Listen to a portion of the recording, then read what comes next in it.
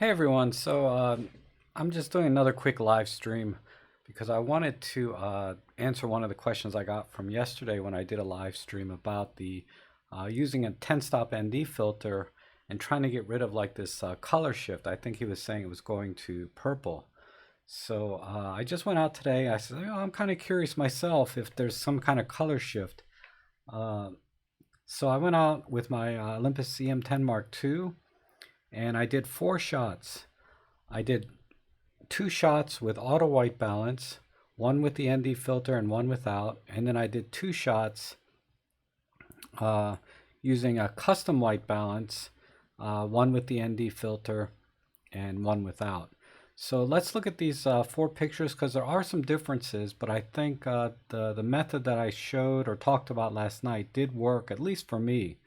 And obviously some 10-stop ND filters are better than others in terms of this color shift. And you have to think about when you're putting on a 10-stop ND filter, you're killing so much visible light. Some light gets through a little better than others, and that's why there's this color shift.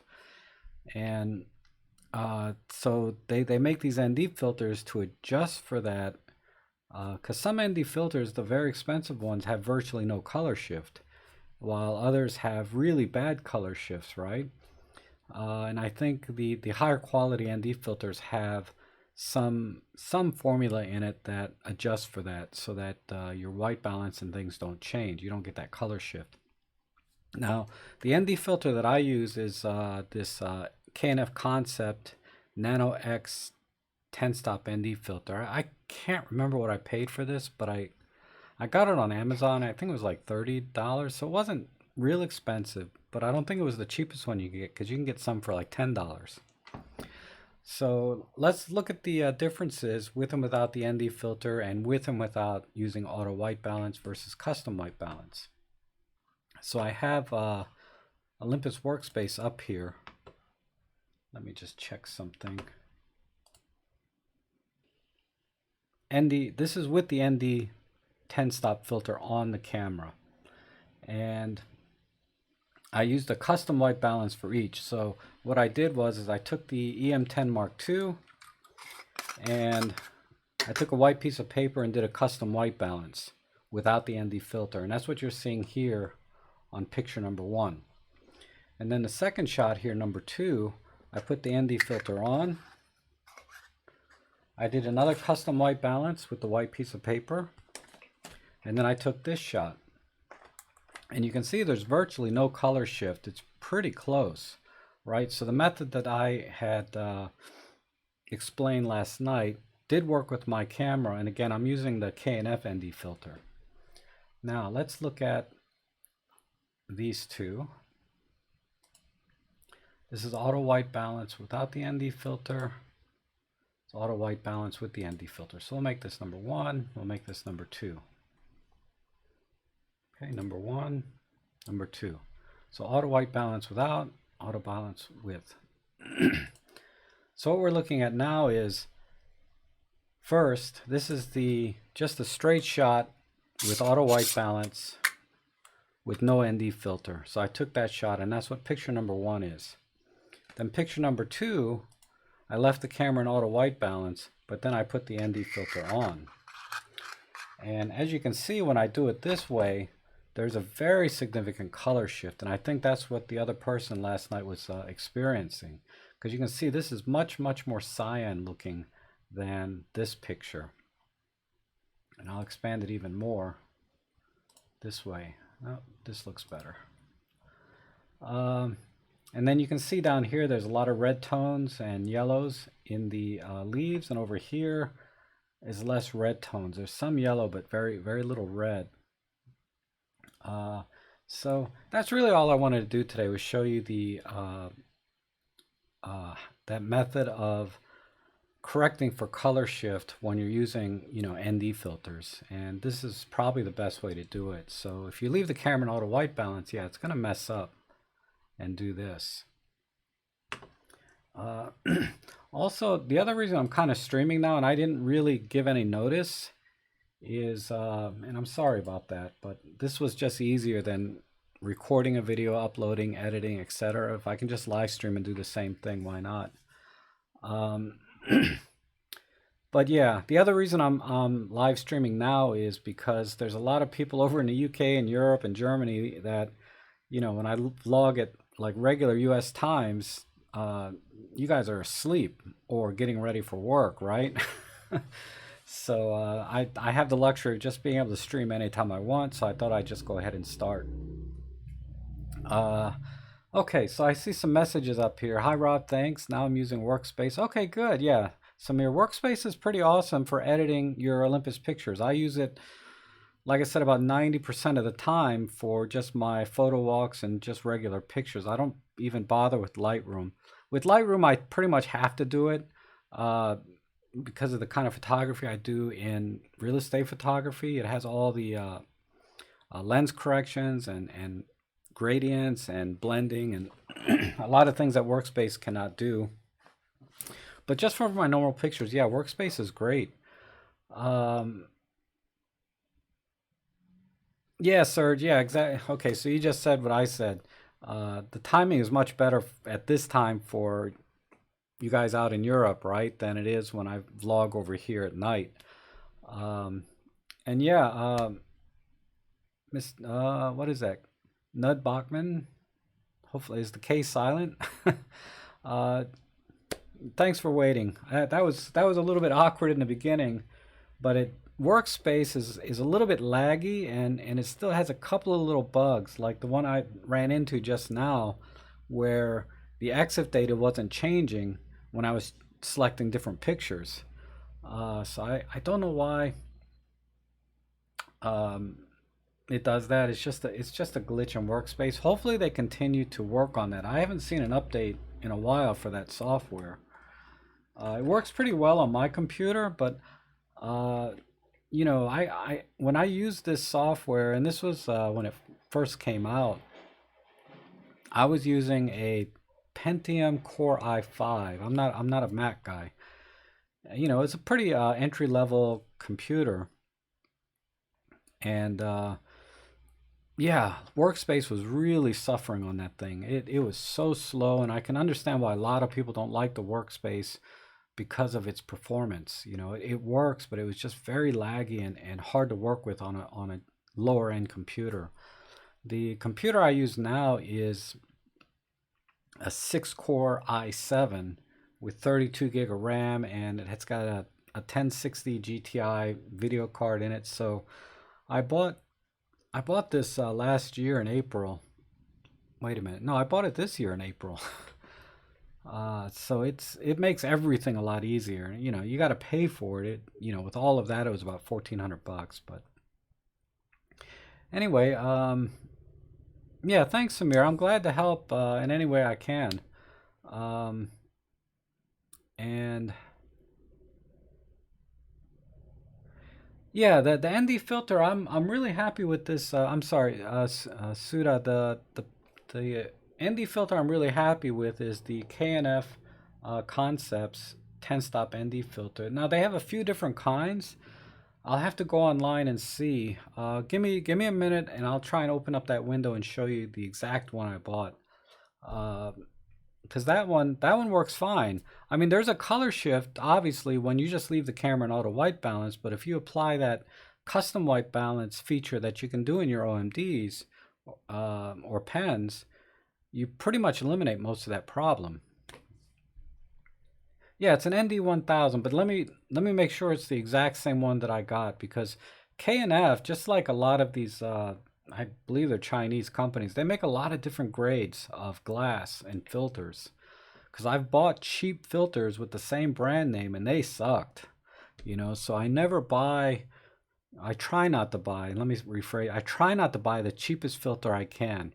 I did buy the cheapest infrared filters I can because I was just experimenting, and I didn't want to invest in a quality infrared filter until I really got, you know, semi decent results with a cheaper one, and then, you know, I moved on. But this 10-stop ND filter, there's not much to think about. You want to buy a decent one because all it does is reduce light. And then Eric asked, you know, should I download Olympus Workspace when I have Lightroom and Luminar, yeah, you should download it. Uh, if not for the editing features, okay, Olympus Workspace really gives you some insight into your Olympus camera. It lets you experiment with the settings that are on your camera, but you do it in Olympus Workspace because the settings are almost identical using Workspace as they are when you're working in your camera. So I use Olympus Workspace a lot to learn more about how to use my camera. So doing exposure compensation, you also have the highlights and shadows. And then of course you have all the art filters you can try. So always shoot in RAW when you're on your camera. And then you can manipulate them in Workspace with the intent to learn more about how to get the exposure and or vision that you want out of your Olympus camera. So definitely download it. Now I think as a photo editor, yeah, it doesn't compare at all to Lightroom or even Luminar. Those two are by far superior to Workspace for just simply editing photos. There's so many more options and features.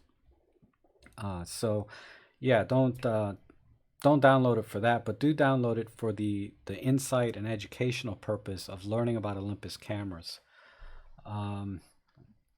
Because a lot of the features, for example, if I open up a RAW file with my PenF, other features open up in Workspace that I can work with, like adjusting colors. Versus when I open up a RAW file in my EM10 Mark II, some of those features don't pop up, like adjusting colors. I can't adjust colors even on a RAW file, outside of white balance. So yeah, so anyway, that I think I made my point. Okay, and then hi Rob, thanks for all these videos. You're welcome. I'm glad to do them. Do you think that the EM5 Mark III will be better than the EM1 Mark II? I'm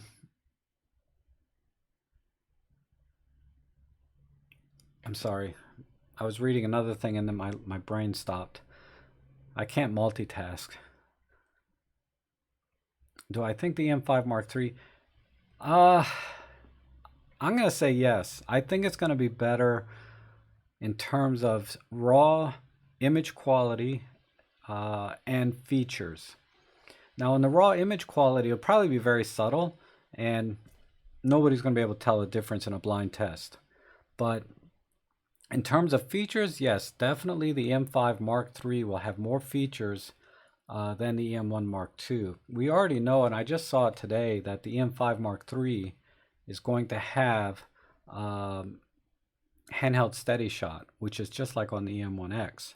And I wouldn't be surprised if it has some of that deep learning autofocus like the planes and trains thing. They may not do that, but it's still going to have a killer autofocus system, and that's all due to the new processor.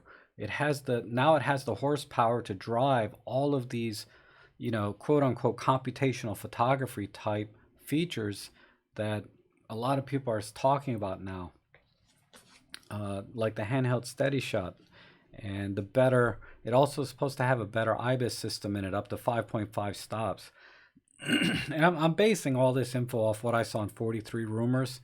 So, if you can take everything I say off that with a grain of salt. Okay, so I have a pause here in questions. The things the EM5 Mark III are not going to have, I guarantee you, it's not going to have a dual card slot, but it may have a Bluetooth backup. I think that's why there's more plastic in the build. And I really looked at the picture very, very closely on 43 Rumors, and I can see a little bit of a seam right on the hump of the EVF. There's a little seam right underneath. So that tells me that the top part here is most likely plastic. Just guessing, but I'm thinking this is going to be plastic. And someone told me that I don't have the camera, but in EM10 Mark III, the whole bottom part is plastic. And I wouldn't be surprised if they do that as well. Because if they're going to implement like some hardcore Bluetooth and Wi-Fi, they need to have more plastic. They can't really work with an all-metal camera and have good Wi-Fi. Yeah, the body is supposed to be very light at 366 grams, so that's gonna be awesome. And you know who else posted something was Camera Conspiracies on his channel. He talked about he's excited about the M43 and the EM5 Mark III and how the future looks bright. That guy kills me every time. Him and his Canon cripple hammer. But anyway, yes, a better feel for streaming because like I said, that's why I just decided to stream today instead of creating a video about this ND stop filter. Because I want to get into the workflow of doing this so I can do it more. I mean, I really enjoy interacting with you guys more. I mean, in the comments section, I really try to answer everybody, whether it's just saying thank you or answering a specific question. But it's not as dynamic as working in real time with you guys to some extent. I wish I could see your faces, that like a Skype thing. I may look into that, but usually those services, they charge a fee, and not everybody wants to download another thing on their computer. So I think this live stream may be the best happy medium between corresponding through comments and community tabs and Facebook, email. I think this is a good in between that and a full-on Skype classroom session, right? Okay, so let me take a quick break to, not a break from the stream, but to look on Amazon for that ND filter that I bought. And then I'll put it up on the screen for you. So I bought it on Amazon. And I know the K&F ND filters. I haven't seen it on every Amazon site, different countries, but K&F ND10 or ND1000. Let's see. Let me click on this one. Because what will happen, it'll tell me at the top of the screen if I purchased this item before. Then I'll know it's the same one.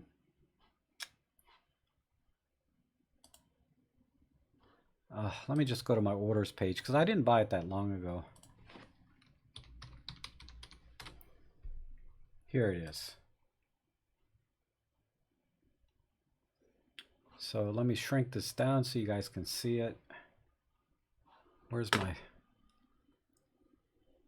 I have to add another window capture. Okay. And Chrome.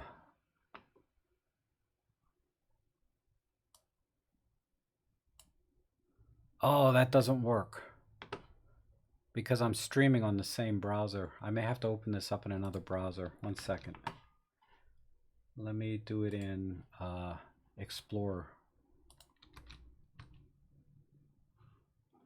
Here it is. So we'll turn that off. We'll add this window. I'm using something called OBS software. Explorer.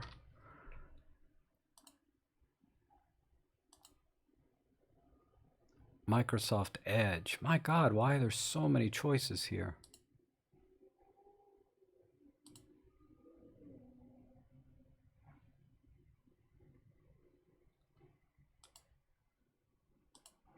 None of these.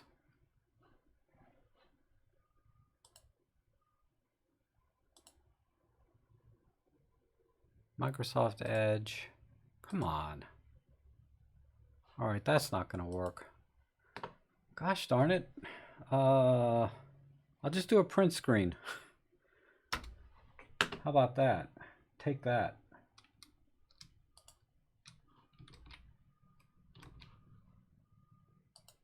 Print screen. Paste it. Cut it here. And then add that. I'm so sorry guys, this is taking so long. Window capture. And there we go. Jackpot.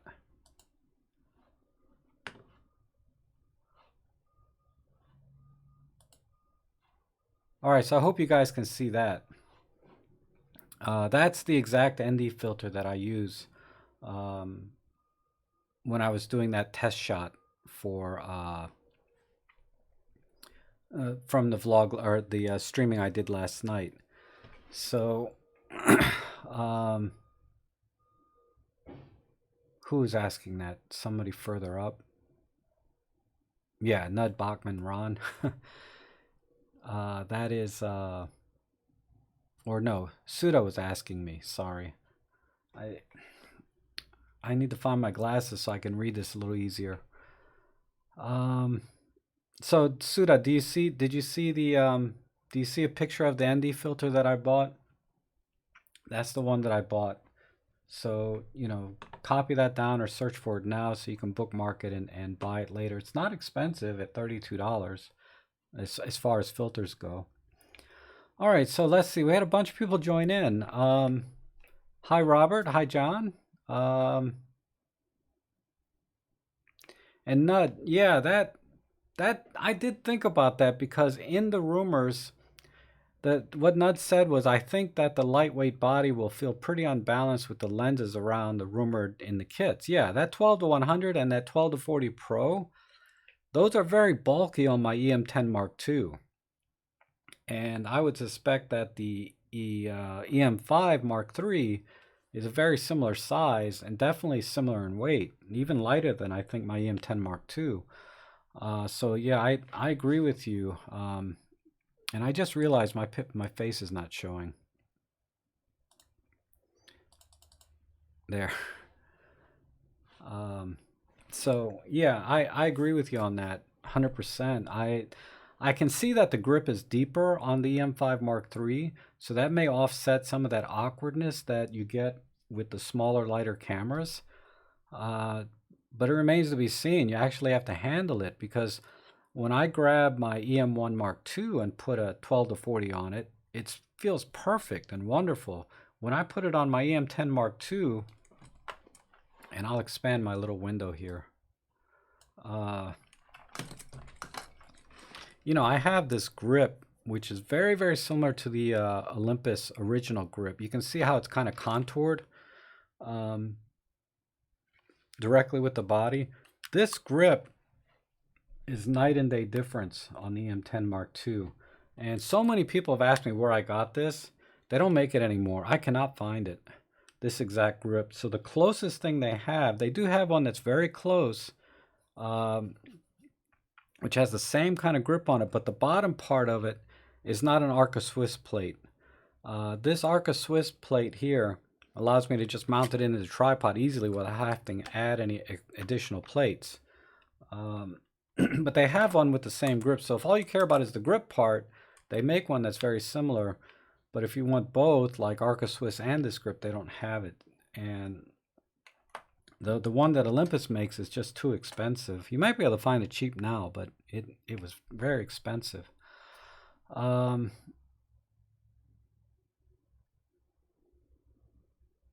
Let's see now.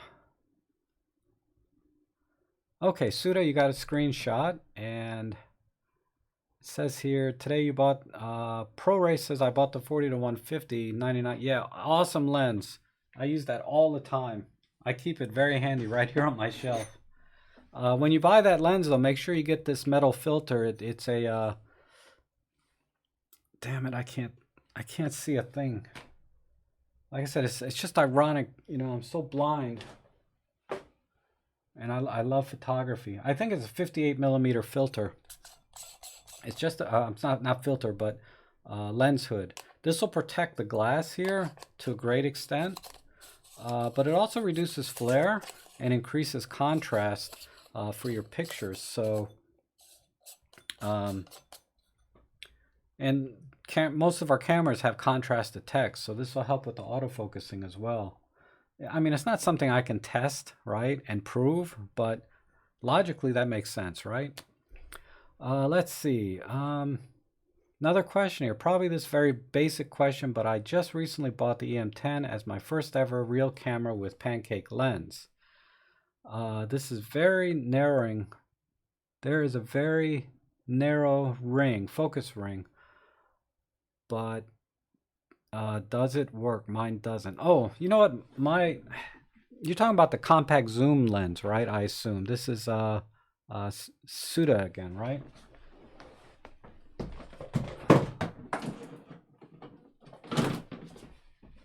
This is the lens here, the compact. It's been so long. I think this is for manually focusing. So if you put the camera in the super control panel, if you put it into manual focus, this will allow you to manual focus, and that's all it does. If you're in single point autofocus or continuous autofocus, it does nothing. But otherwise, this is for manually focusing. Now, unfortunately, my pancake lens broke. When I put this on the camera, it just says lens error. And after I did some research, I found out that the zooming in and out action on this lens, because it has to expand out every time it opens or turn off, the wires inside work themselves loose a little bit. And then the lens, doesn't work anymore. I don't know how common that problem is, but it was common enough that when I searched for it on Google, it came right up.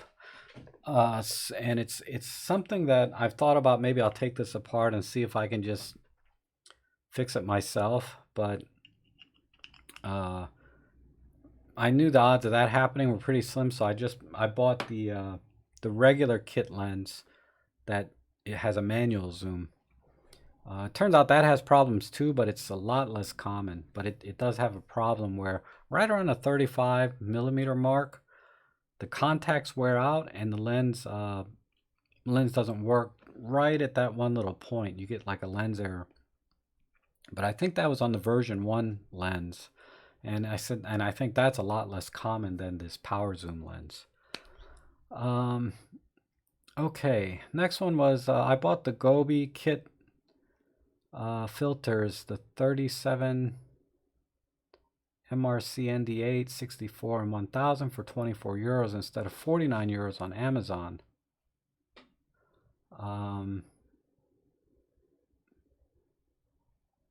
Okay, so I'm not familiar with the site you're mentioning. But yeah, Gobi supposedly makes very good filters. I didn't buy those. I kind of like the K&F brand myself in terms of, budget filters go. But I haven't heard anything bad really about the Gobe filters. So hopefully that works out for you. Let me know, because the ND1000, that's a tough filter to work with, because you can see even in bright daylight, my shutter speed was down to 1/5 of a second. But that's what it's for. It's so you can get those long exposures. So if I added, a few stops on my aperture, I can get 15 to 30-second exposures in bright sunlight using this that filter on it. And then you can stack the filters on top of that.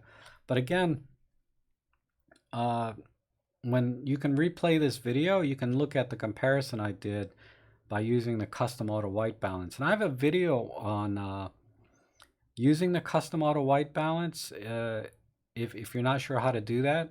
And it's really neat because you can do some tricks with it using flash. So I think if you search for the video that I have on $1 one trick with custom white balance, something like that, I have a video on that. That really goes into detail how to set up the custom white balance. Let's see, ProRace.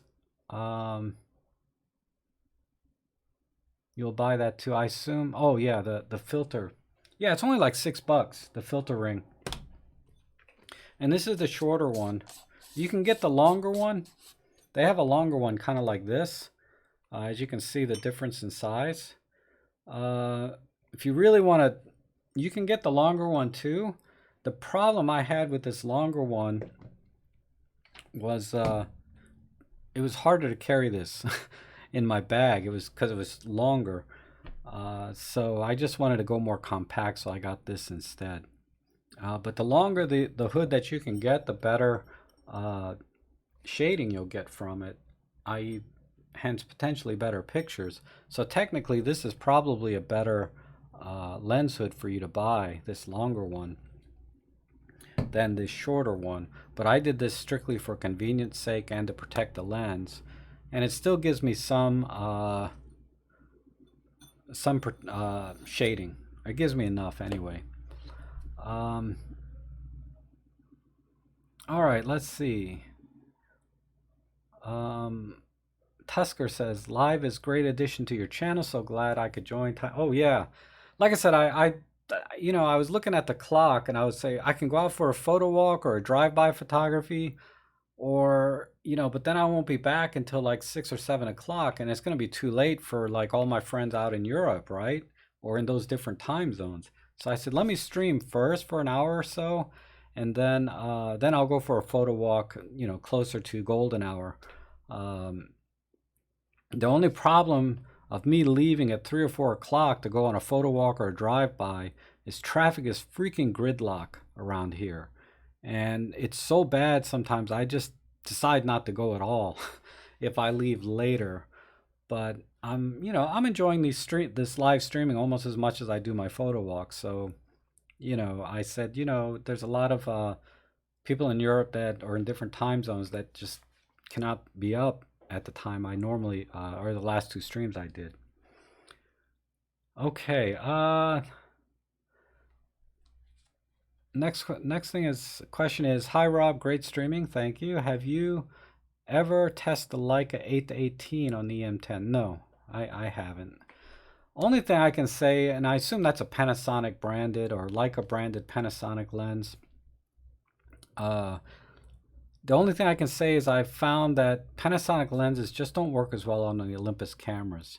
And I've tried at least 2 that I can recall, the 15mm Panasonic Leica lens and the 25mm Panasonic lens, f1.8 prime.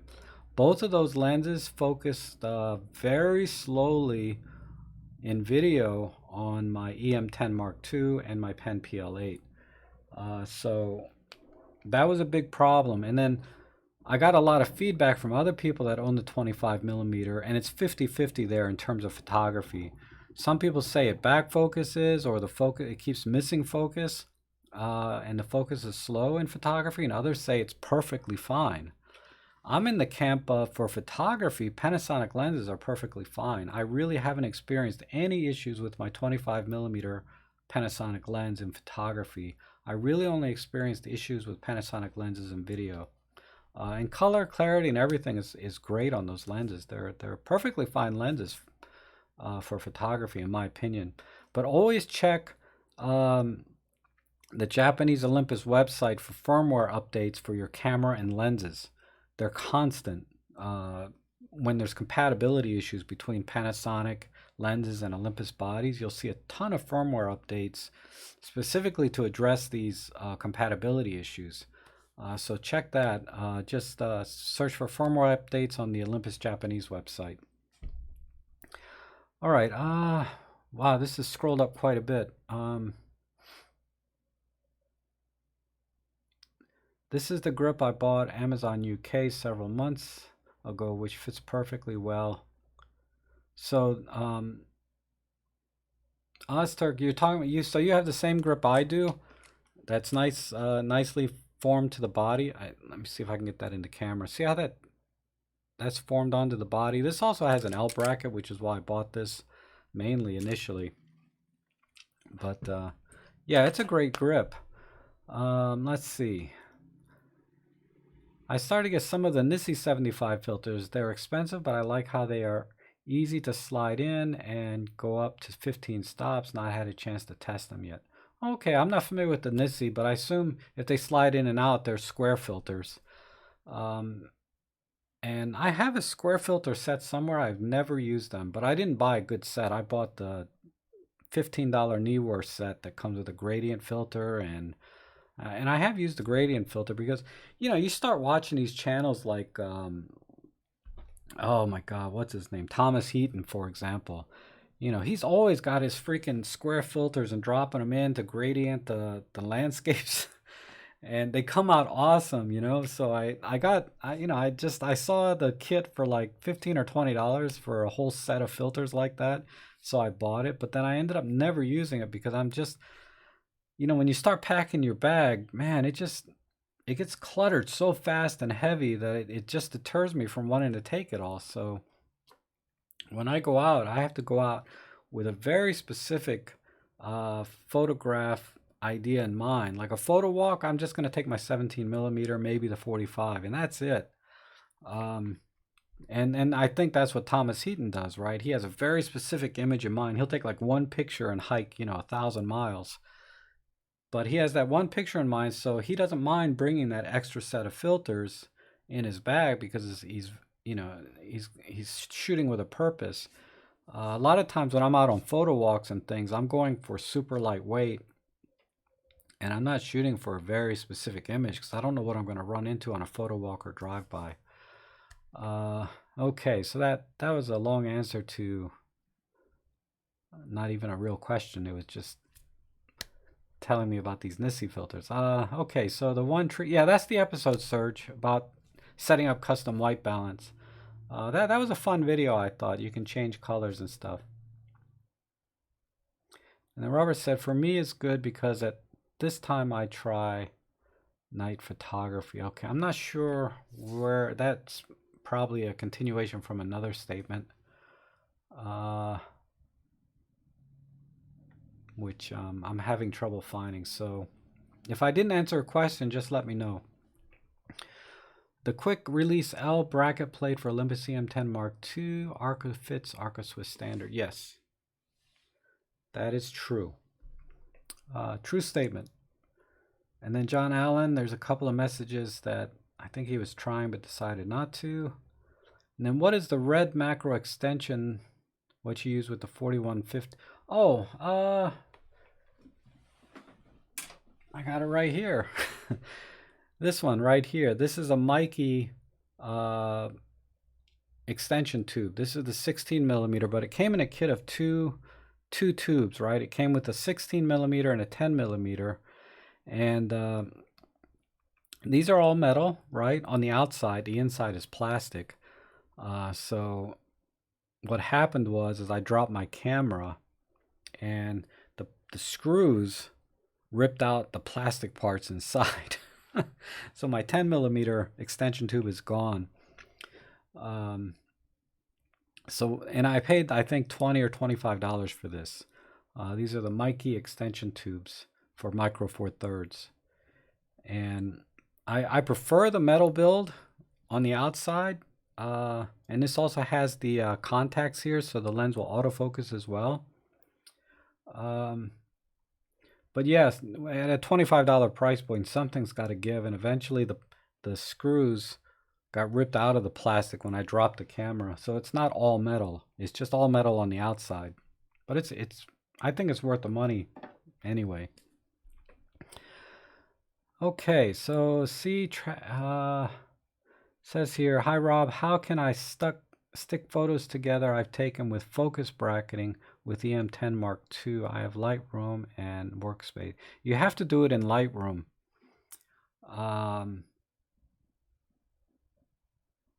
Oh, no. There is a video by, I made a video on focus stacking, so you can watch that one, and it talks about the software that I used. It's called Picolay, Picolay. It's free and it works great. And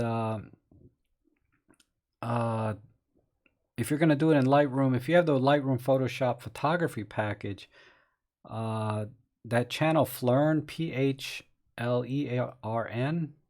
that channel Flern has a very good tutorial on how to do focus stacking in Photoshop. It's not something I do a lot. If I do, I'm going to use Picolay. I just find it easier and simple and fast than, because honestly, for Photoshop, I only know how to do a couple of things for my professional work, and it does them very well. But all the other features that Photoshop can do, I'm not very good. So Serge Romali, the French photographer, does a lot of tutorials on Photoshop. But Flern, P-H-L-E-R-A-N, has one specifically for focus stacking. But check out my video first, because I think I put a link to his video in my video. Let me see if I can find it for you. me open up a new window.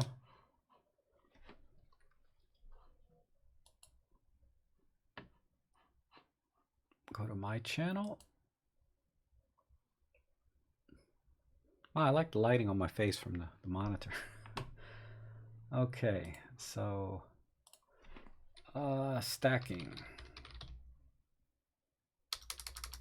No, it's not under that. Focus.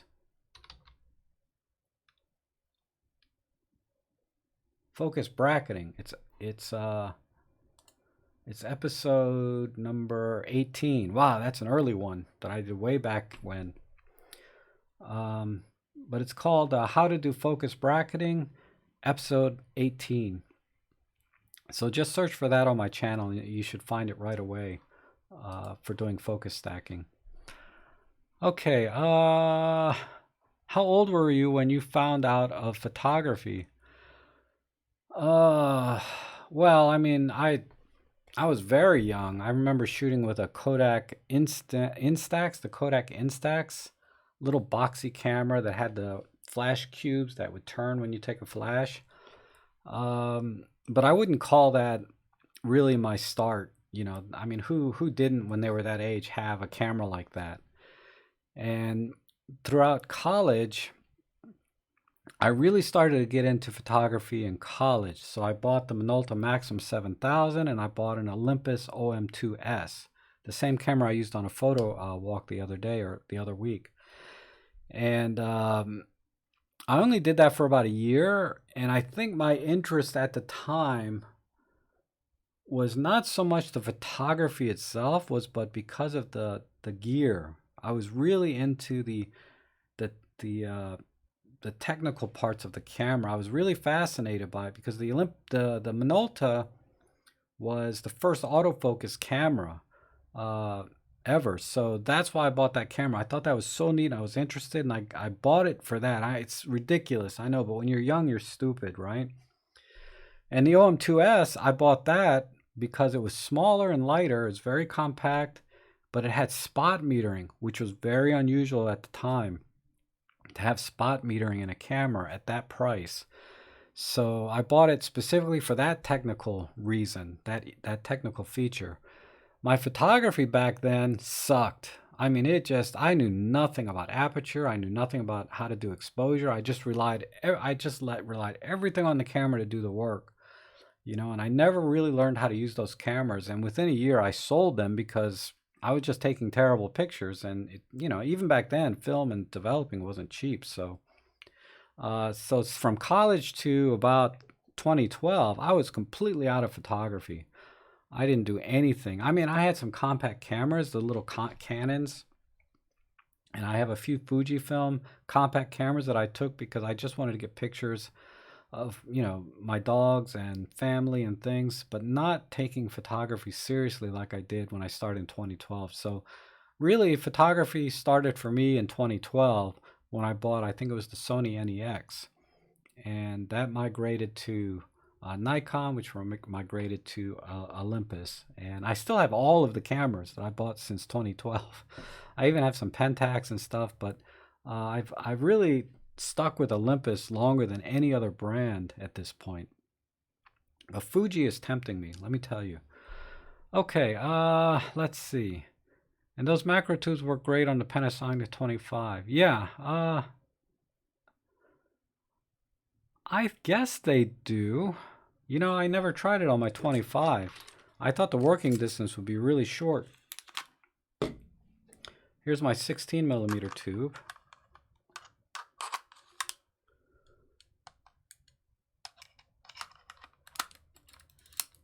Let me just see for myself. All right. We can put a battery in.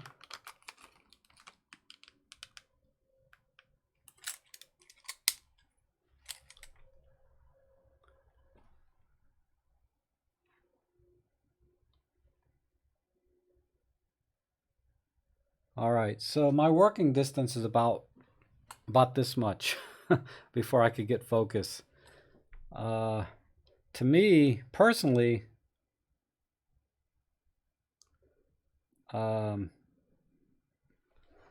Personally, that's not a good working distance for me. I like it on the 4150 because my working distance is a couple of feet instead of, a couple of inches.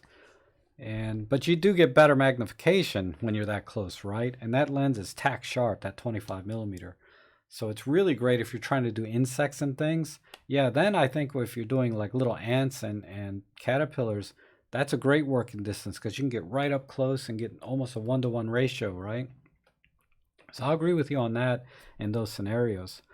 Uh, let's see, I started with an Olympus. The Trip 35. Those two, no battery, right?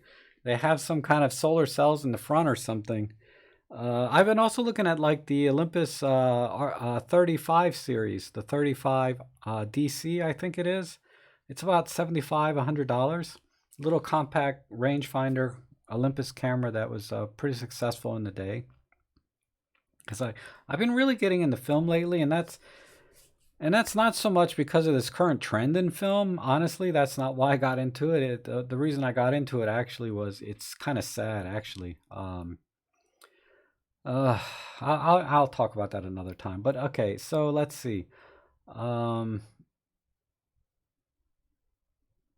Robert, you start at 11, so I'm ahead. Yeah, I guess depends how old you are, right? I'm 53, so however old you are, I guess we can compare notes that way. But yeah, I really haven't been shooting seriously with intent since 2012. Oh, hey, Thomas from Atlanta. Yeah, I've been there a few times. I used to work back in the day for a bank, and they were based in uh, Atlanta, I believe. So yeah, I've been down there. I would love to move further south because I hate the winters here. I just hate them. I could deal with longer summers and humidity more than I can deal with this freezing cold weather and random snow. Um, but yeah. Oh, you're only 12 now, Robert. Okay, so yeah, I envy you, man. Being young again, that's awesome. I mean, for you, it's not you're not young again, but for me, if I could go back to being 11 or 12, and honestly, think about this. If you can go back to like any age you want, but with the caveat, you're not going to remember anything of your past life. You're going to start over at 11 without knowing anything new. Would you do it? I don't know. I think I would. I think I would do it, even if I didn't know I was doing it. Heck, maybe I was, 150 years old, and now I somehow in that future when I'm 150, they said we can put you back to age 53 if you want, but you're not going to remember you did. And I probably said yes, because I would say yes if when I'm 150, like 100 years from now. Anyway, I'm just I digress. Uh, oh, thank you, Lithimir, I think. Is that Russian? Maybe. Um, you're welcome. I'm glad to help. Yeah, thanks. I appreciate that. You coming in and dropping a note like that. It means a lot to me. I mean, a lot of the videos I just, like I said, I just start making them, and I just said, somebody might appreciate my style of teaching because there's so many good channels out there. Peter Forsgard is an excellent channel. Uh, and I don't know why I'm drawing a blank. There's other Olympus channels out there, but his stands out to me as one of the best ones out there. And he has a very different style than I do, right? So you may be able to connect more with his style of teaching and uh, videos than you are with mine. So definitely check his channel out too.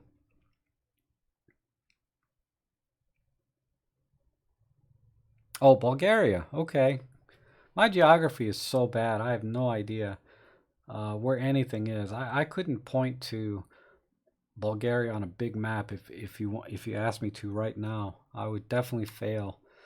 Uh, and I think that's probably a very common problem here in the U.S. with a lot of people. I don't know, maybe around the world, people just don't care where other stuff is. But I do hear that time to time that Americans don't know anything outside of the US. Where anything is. And I can attest to that. I'm one of them.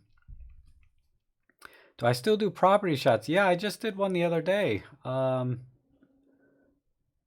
Yeah, one of my older videos, my workflow's changed a little bit since then because I got a new flash on my real estate videos. The shoot that I did yesterday, let me see if I can show that. Was it yesterday? Yeah, I think I did it yesterday. Let's see. Let me close this window.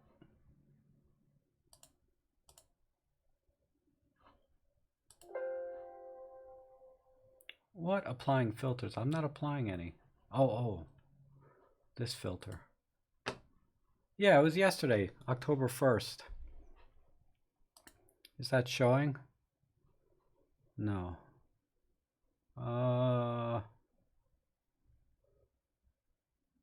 Where's, oh, it's over here. Workspace. There we go. Let me shrink my window down.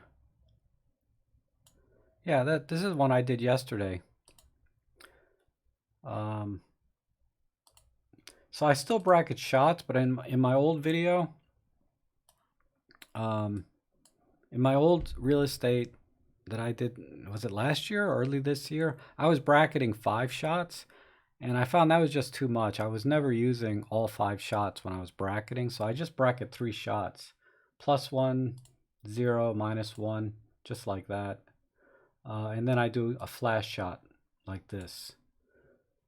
This one I did 2 flash shots because I felt like this was, my hand got in the shot over here. So I had to do another one. But normally I do 3 bracketed shots and 1 flash shot. And then I do all of the post-processing in Photoshop. I can't use Workspace for stuff like this.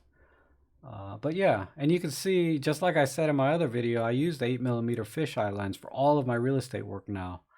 I didn't bring any other lens that day, not even on the side to bring, which is a little bit dangerous. I should bring my other 7 to 14mm just in case I break the 8mm fisheye, because you don't know how many times I drop my camera sometimes.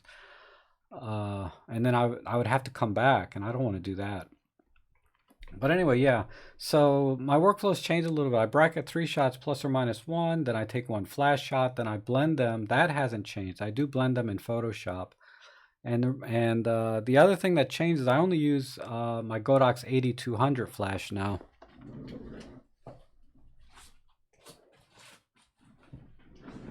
With the X1T radio trigger, and I have a great tutorial on how to use this. And I just use this 1 flash, and that gets me by 99% of my jobs. It's just those 2 things and an EM10 Mark II and 1 lens. So I can carry everything in 1 bag, and then I have to use a heavier tripod. That's still in the car because I don't want to go to a site and forget my tripod. But the tripod is in my car. I got a new Gearhead that I use instead of the monopod, because in that video last year I used the monopod, but I've switched over to a Gearhead. It's really helped my workflow a lot in terms of moving from room to room. I used to think it was easier with the tripod because you can get deep into the corners, but now that I got that 8mm fisheye, I don't have to get so far back or put the tripod or monopod right up against the wall. I can still put the camera out and stand behind it and compose, etc. So I may do an update video on my real estate workflow, but it's about 80% the same as the one I did last year. Okay, so can you use lifetime mode on moving objects like flowers? No, because if the flowers move at all, they're going to be blurry. If the flowers are like in a vase indoors outside in your house, yeah, you can use lifetime, but what's the point of that, right? Yeah, outdoors, you don't want to use lifetime. Now, I did do it. If you look at my video with one of my flower photography videos, I did use lifetime time or live composite. Yeah, it was live composite to take pictures of flowers. But I used the flash to freeze the flower's action. So that video, let's see. That video, where is it?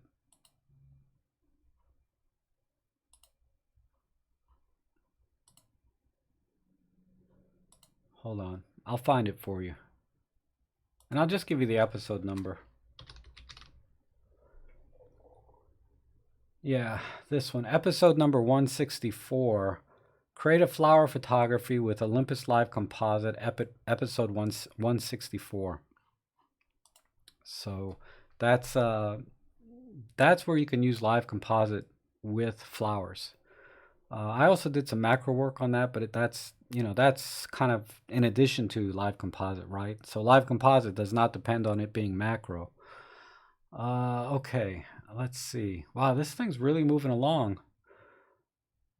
Where are we? Bulgaria's next to Romania. Robert, I appreciate that. I don't even know where Romania is. I'm just terrible. I should buy a little globe and just put it somewhere. Or maybe one of those maps of the world so I'm not so ignorant. I'm so sorry.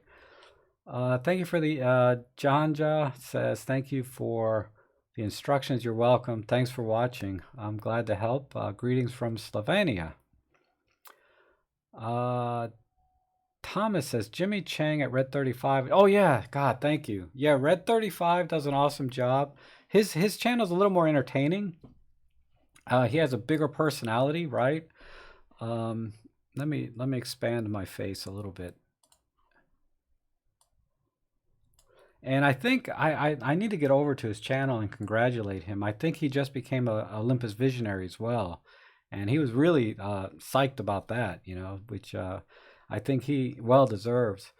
And people always ask me, or say I should be an Olympus visionary, right? And my response is, Olympus wants people that takes good pictures, okay? I'm a decent photographer, but I don't take epic pictures like, Red 35. If you see his portfolio and portraits, if you see Peter Forsgaard's portraits or portfolio, yeah, their pictures are epic, right? That you look at those and you're like, wow, that's an awesome picture. My pictures, they're okay, right? I can take sort of an average something and make it look a little better than average. But when you're doing portraits and landscapes and whatever other kind of photography they're doing, those pictures need to look 10 times better than they do in real life, right? Than whatever it is they're taking. So, and that's what they do. And I think that's what Olympus looks for first before they say this person is a visionary. Because just imagine, Rob Trek is now an Olympus visionary, and then they show my portfolio. My God, I'd be a laughing stock. Yeah, I got a couple of pictures that maybe are, might be there, but I would struggle to find even 5 pictures in my entire photography career that would stand up next to anything Peter and Red 35 have done.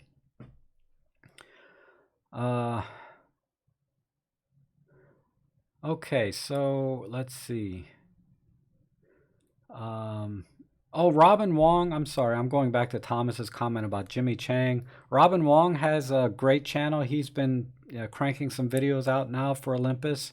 He was kind of very silent on the YouTube scene for a while, but he's been cranking them out.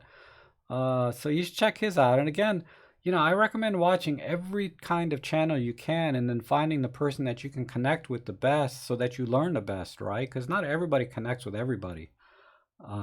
There's some channels, they're great, but I just cannot connect mentally with them. I'm just not drawn to their style of teaching. Joe Ellis has another great channel. He doesn't post a lot, like once a month, but when he does, he does a good job, and he shoots mostly with the EM1 Mark II. So check out Joe Ellis too.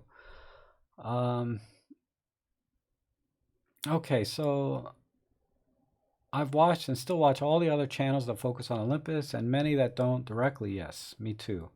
When it comes to the actual teaching, I find your style of, oh, thank you. Yeah, like I said, people connect with different people. And if my style of teaching connects with you, you know, that's great. Now you can learn, right? Some people, and I'll give you a tip when you're watching my channel for people that are not kind of on the edge about my channel, is if you see I'm doing a tutorial, YouTube will let you speed up the video by like 1.5 or 2 times. I think if you speed up my videos by 1.5, then it'll go at a much more reasonable pace, because my videos are, I know they're very slow when I'm teaching, and that's mostly because my brain slows down when I'm trying to teach. So, you know, speed them up to 1.5, and then maybe you'll enjoy the video or tutorial a little more, because you can always go back and pause if you miss something, right? Let's see, what's the next one here? Hi, Rob, great live stream, thank you. I'm getting muddled on how to appoint SD cards in the dual slot of my camera. Which is your preferred configuration? Okay, now,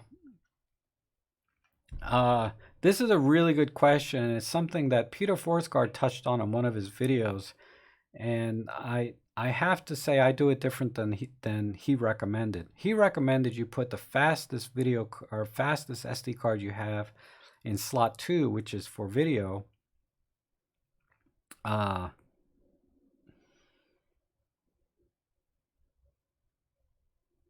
Crap. You know what? I take all that back. I can't remember exactly what he said, but when he said it, I didn't agree with it totally. But it was something to the effect, you want to record video to your fastest card. And that statement contained by itself is 100% true. But I need to give a little more context of why I would do it a little bit differently. What I do is slot 1 is the UHS-2 slot on the EM1 Mark II. Slot 2 is the UHS-1 slot. Now in slot 1, I put my fastest card in, and I take my photos onto that card. And the card I use is this one right here. And what's different about this, you can see the double row of pins here. This is a UHS-2 card, and it's a I don't have my glasses, but V30, okay? It's a U3. I seriously doubt you're going to be able to see that. But it's a U3 or V30. That speed is more than enough for our Olympus EM1 Mark II. Because V30 and U3 is effectively 240 megabits, right? And our camera's maximum megabits is 200. And the V30 and the U3s will work in slot 2, which is the UHS-1 slot. It's capable of recording at that speed. So what I do is I put a U3 or V30 card in slot 2, and I assign any video that I record to slot 2. And then slot 1, I use this UHS-2 card, the fastest card available. This is like 300 megabits of throughput in camera for my photos. Because the reason I do that is because when you're doing something like pro capture, or you're doing high frames per second, and the photos are writing to the card, this makes a big difference in your buffering for those kinds of shots, like you're doing birds in flight and thing. So I always put the fastest card for photos, a UHS-2 card like this, in slot 1 with UHS-2. Slot 2 I do video, but it has to be a V30 UHS-1 card. So you save your money and get a UHS-1 card of like 256 megabits. V30. I like the Samsungs now, but you know, SanDisk is also very good. But I bought a SanDisk V30 UHS-1 card, 256 megabytes for like $42. And that is more than fast enough for the maximum video rate that our cameras are capable of. Okay, so I hope I answered that question. So you don't need V60, V90 cards for our cameras. We just don't have that kind of bit rate. I think the Panasonics have 400 megabits and the Nikons and stuff. Yeah, you need a higher bit rate, but our cameras do not. Let's see. Xenography has also a good channel for people who like vintage lenses. Oh, okay, that's a new one. I'm not familiar with that one. Okay, good night, Robert. I'm sorry you have to go, but thanks for coming in. And I don't know about Guru Shots. I'm not familiar with them at all. Do I know about Guru Shots was the question. I have no idea. Oh, thanks, Thomas. Yeah, my photos are okay. I mean, you know, like I said, it's one of those things that when I look at other people's photos, particularly from like, you know, Peter and Robin and all these guys that have portfolios, you know, those are epic to me, not like what I do. What I do are borderline better than a snapshot, but not, you know, like I'm new to photography. If I take a picture, people say, wow, you're a good photographer, but I don't think I could sell my prints. Let's just put it that way, like they do.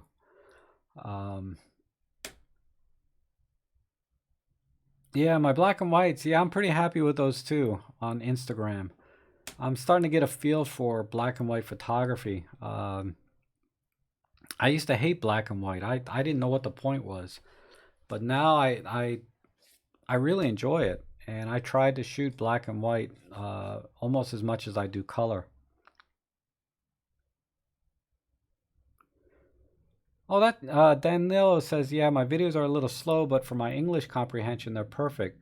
You know, I didn't think of that. Um,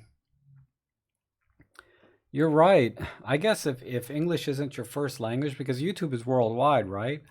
I guess I'm speaking at just the right pace for people with English as a second language. Maybe that's why my audience is pretty big outside of the United States. I didn't even think about that. That's a good point. Um, so Joe Ellis made a video. Oh, so I got his name right. Joe Ellis made a recent video about SD card speeds. Oh, okay, good. I haven't seen it yet. I don't watch his channel much. I mean, he seems like a very awesome teacher, and his content I think is very good. But I'm mentally I'm not connecting with him. You know. And Joe, if you're watching, I got nothing bad to say about you. You know, you're awesome. But there's just little things that just don't work for me when I'm watching his channel. So I don't watch his channel much. Uh, but yeah, you might love it. And there's, like I said, I got nothing bad to say about Joe's channel.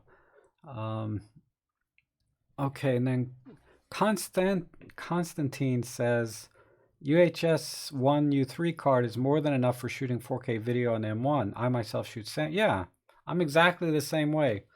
Samsung, where's my EM1 Mark II?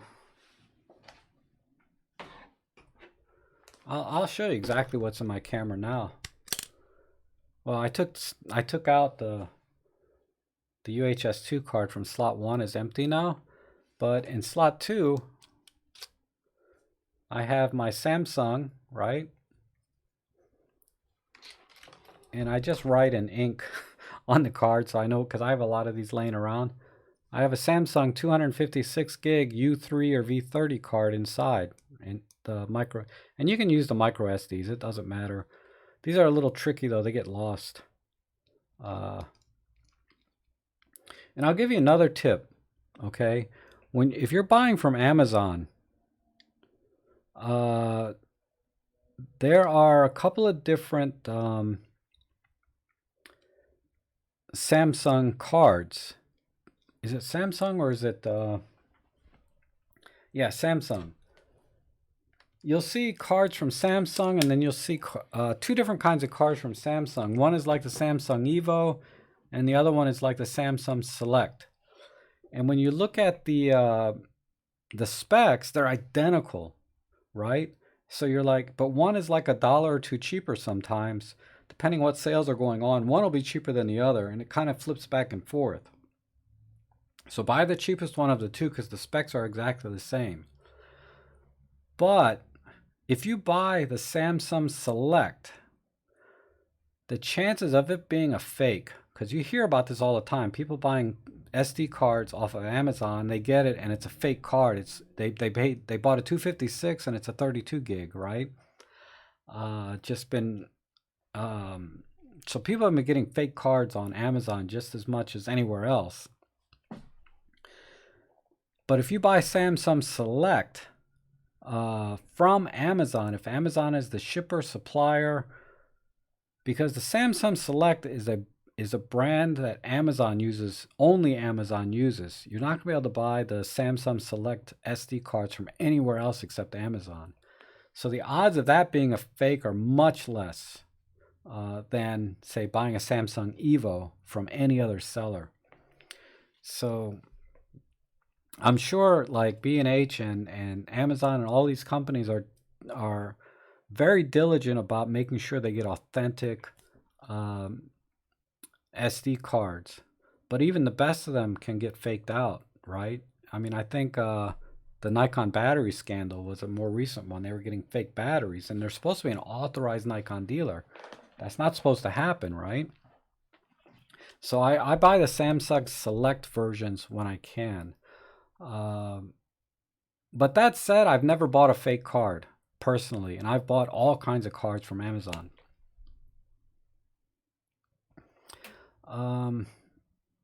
Okay, so Michael Hawkins, thanks for your reply to the SD question, as cards are a lot of challenge to review. Don't even worry about the pace of your videos. Any quicker, I could not keep up, so thanks. Yeah, like I said,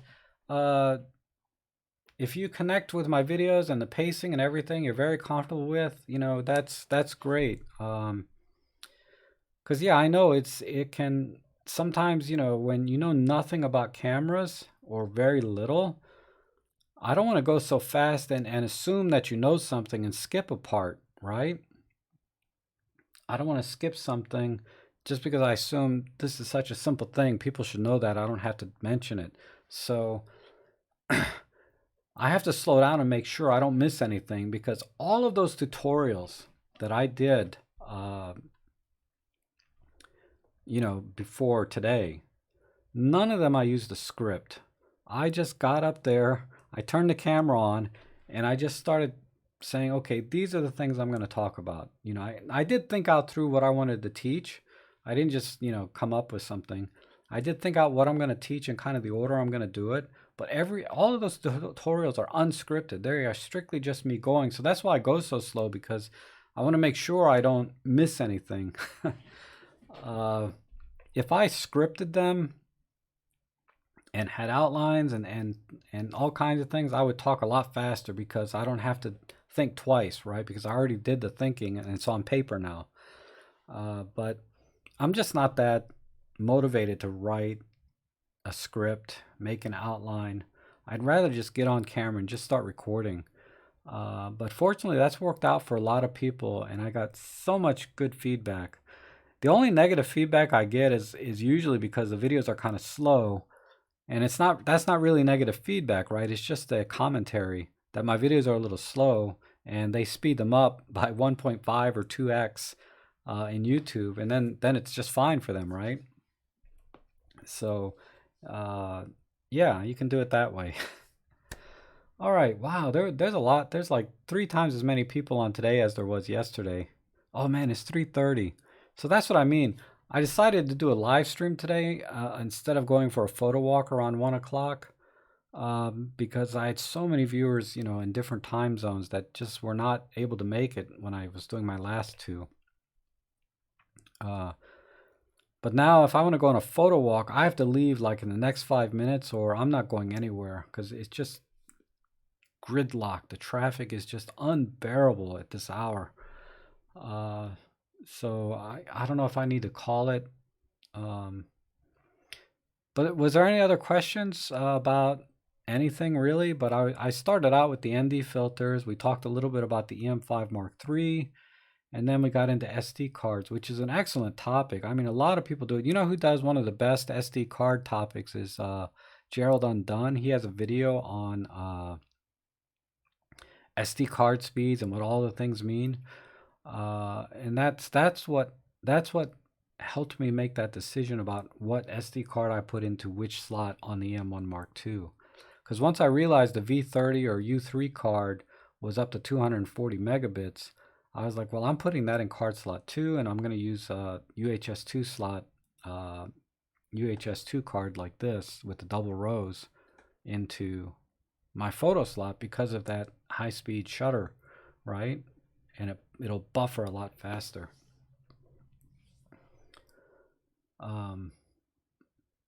Looks like some people are still joining, but I'm trying to wrap this up. Is there any other questions? I'll be happy to answer them.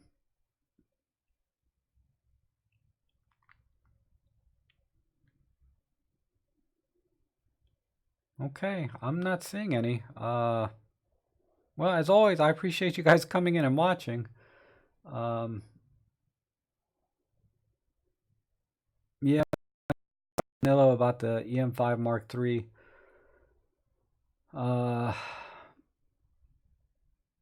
Long story short, we have to wait and see.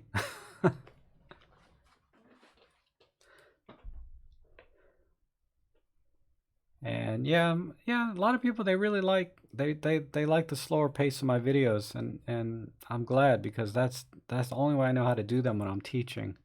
Like I said, unless I start scripting them.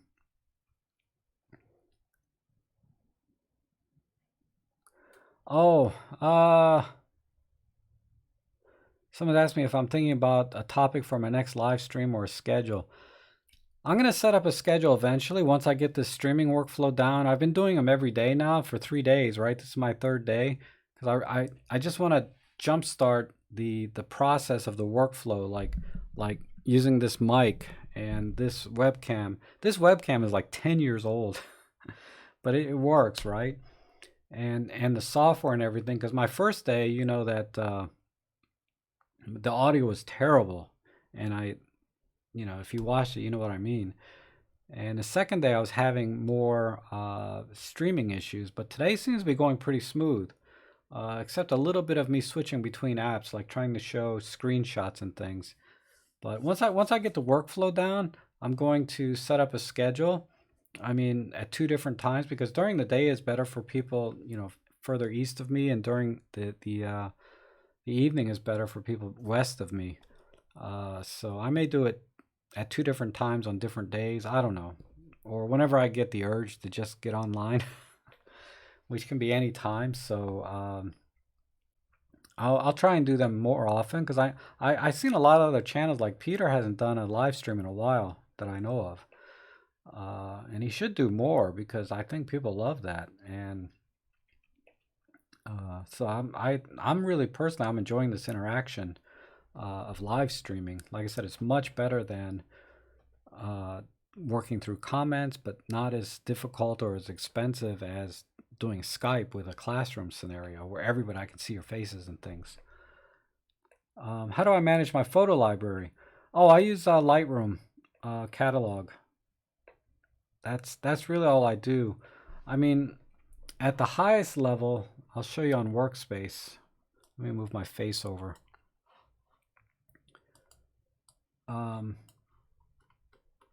I order it chronologically. So I have, this is the Lightroom main catalog, 2019, and then I break 2019 into 1st quarter, 2nd quarter, 3rd quarter, and then within each quarter, just chronologically. And then time to time, there'll be a subfolder, and that's typically because I want to separate something very specific. Like in this case, I wanted to separate the film images from the regular folder of digital images, so I created a subfolder. But that's really the only time I create subfolders, when there's something very, very specific. Some specific, like here I used the OM2N film camera. But at the at the highest level, that's how I organize things. And then when I go into Lightroom,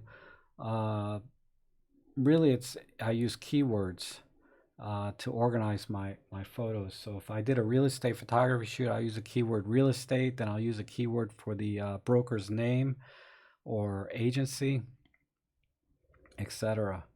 But that's it. It's not too complicated, really. Nothing sophisticated, I should say. All right, let's see.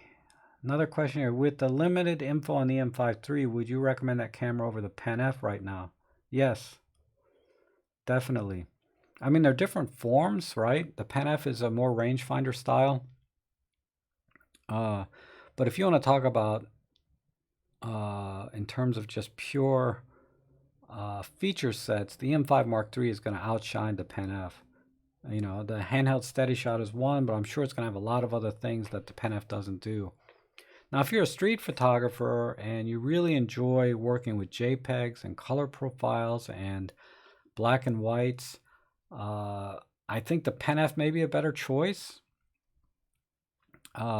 Maybe have it as a second camera, but if you're going to buy one camera, I would get the EM5 Mark III over the Pan F. You know, I have the luxury of being able to have both. And in the end, for my personal stuff, I use the Pan F a lot more than any other camera. But yeah, I'm about 90% sure I'm going to buy the EM5 Mark III.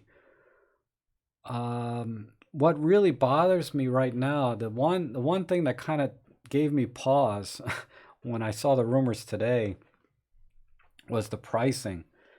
It was like 11.99 euros or pounds, whatever that currency is. But if you convert that, that's typically $200 more here in the US. So it's probably be a $13.99 camera, body only. And that gave me a little pause. Because that's more than the Pan F was. And it's definitely more than the previous EM5 Mark II came out.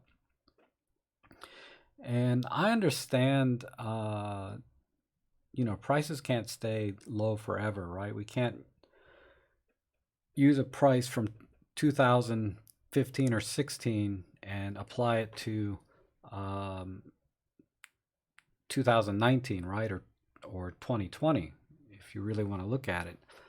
You know, there's a 4 or 5 year difference in pricing.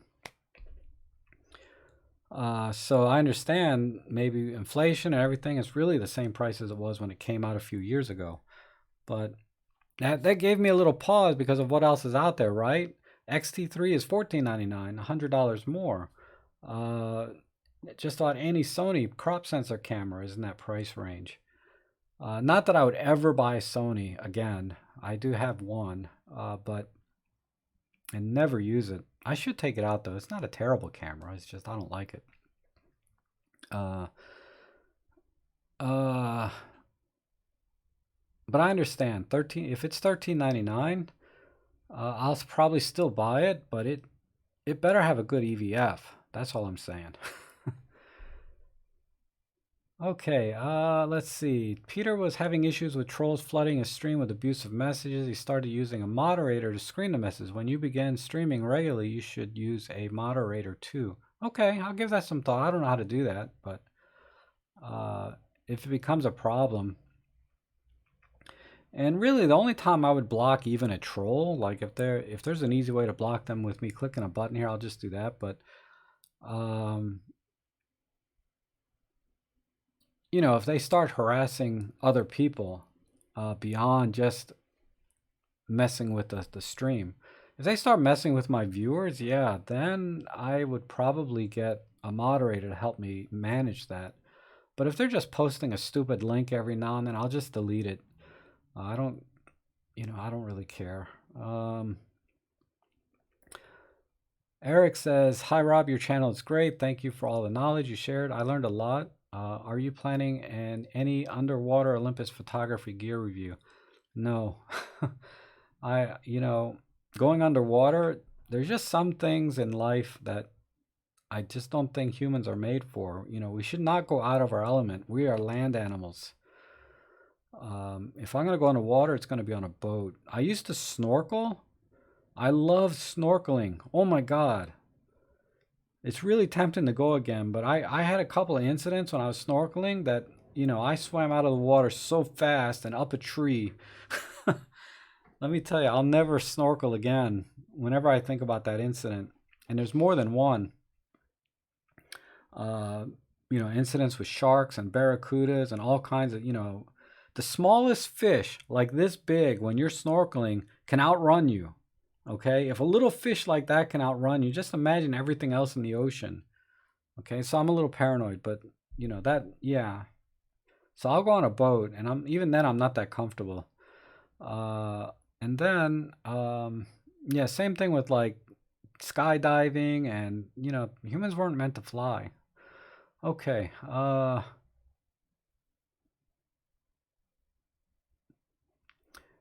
Thoughts on the 12 to 100 f4 Pro? Still a good investment.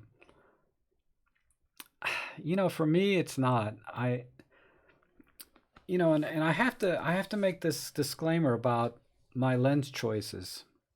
The lenses that I spend a lot of money on, the 12 to 40 Pro and the 8mm fisheye. Those are the only two Pro lenses I have because I can justify the cost with my business. The 12 to 40 Pro is great for video, and the Olympus fisheye I use in my real estate. Everything else Olympus makes on their Pro line is so expensive, I can't justify it no matter how good those lenses are. So I think the 12 to 40 Pro is still like $1,000. I haven't looked at it lately. I don't know. I don't know if I'd spend $1,000 as an enthusiast, on a lens like that. I'm perfectly happy with the 14 to 42 kit lens and this 40 to 150 combo. That more than covers that focal length. And the cameras have internal IBIS, so that combination IBIS action that you get with that lens, I don't think really adds enough value for me to spend $1,000. So, if you don't want to carry a lot of lenses, even if you don't want to carry two lenses, you just want to carry one lens, yeah, then you have to think is $1,000 worth it, right?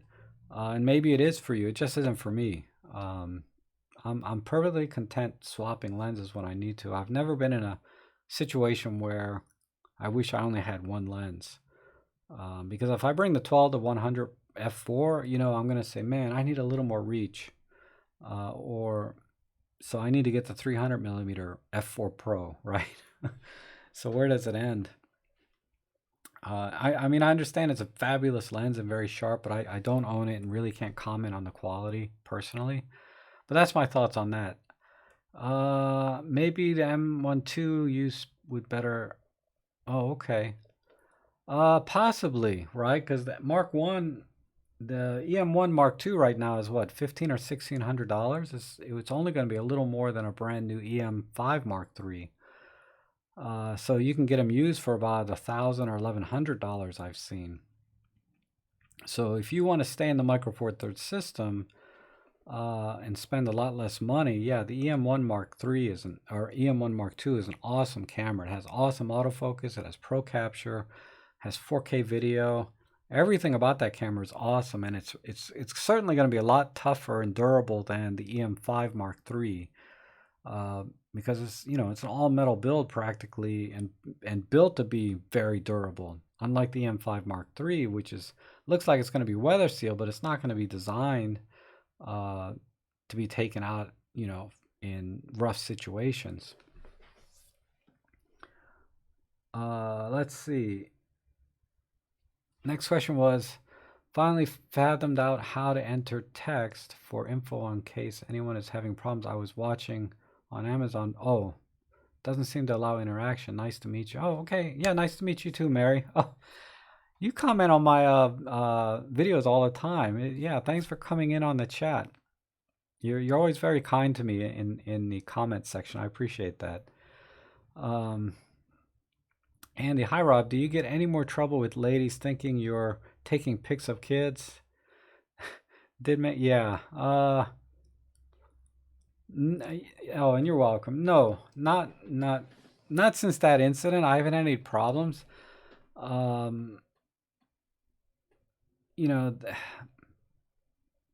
Because I've been doing drive-by photography lately since then, right? I don't even want to get out of my car now since then. Well, that's not true, but yeah.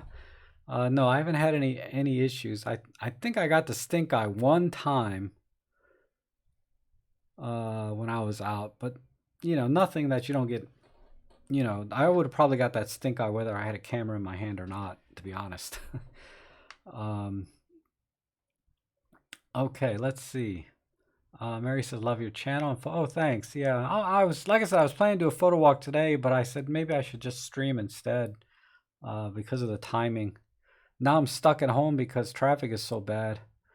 I still might try and get out though.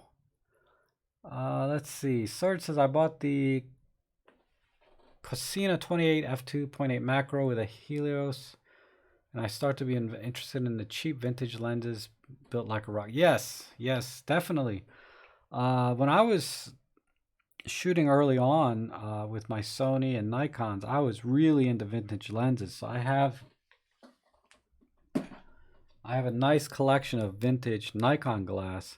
And that's the other reason I sort of bought Nikon, is because I wanted to buy vintage Nikon glass and mount it directly onto my Nikon D750 rather than using an adapter, because Nikon has a lot of excellent vintage glass.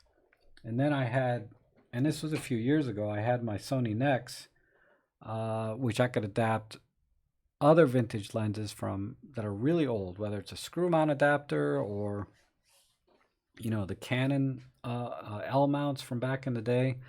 There were so many things. I collected a lot of Nikon vintage glass and Minolta vintage glass and some Olympus glass. And I like to take them out time to time. I don't take them out as much as I used to. But it does mitigate the cost of getting into photography and taking pictures at different focal lengths with faster lenses. You just have to manually focus. But that was what motivated me at first, was trying to reduce the overhead of getting into photography by buying these cheaper vintage lenses. But I really appreciate like the Helios images I've seen. I'll get one eventually. The problem is I have so many lenses that just adding a Helios at this time, I don't know if I'm ready to get into that side of it. Danila says, I have the 40 to 150 2.8, and it's really sharp and flat, but it's also really cumbersome compared to other. Yeah, that's true. That's why I didn't buy it. I just bought the 40 to 150, and I never felt the need to upgrade to the Pro version.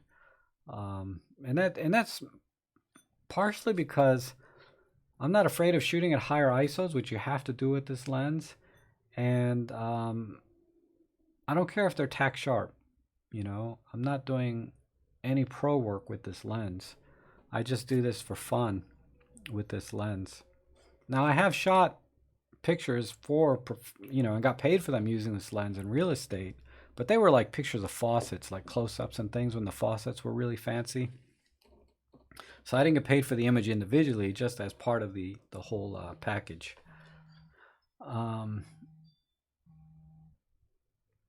Hi Rob, thanks for a great video. Thanks. I was wondering what you think of back button focus on the EM1 Mark II. Is it better than shutter button, or is there no difference?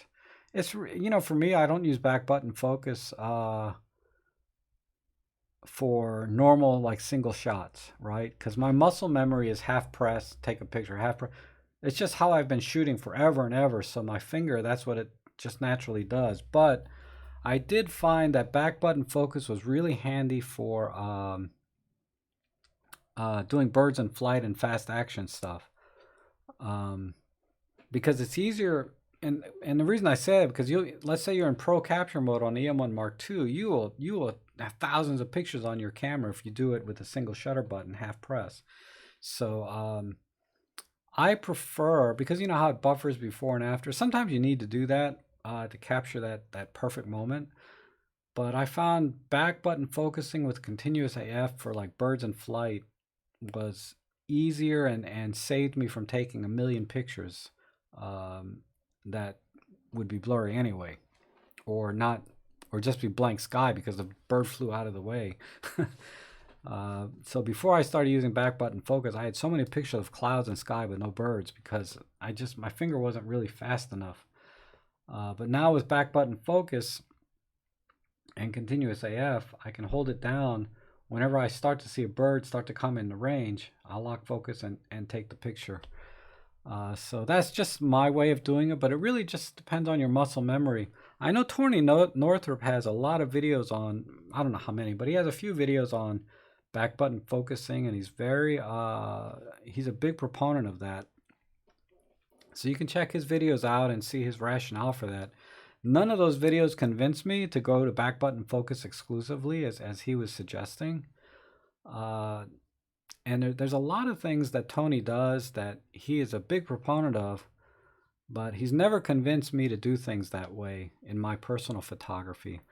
Not that there's anything wrong with what he's doing. I mean, photographers all shoot differently, and if that works for him better than how I shoot, and maybe I should try what he recommends, but I just was not convinced by some of the things, and the back button focusing was one of them.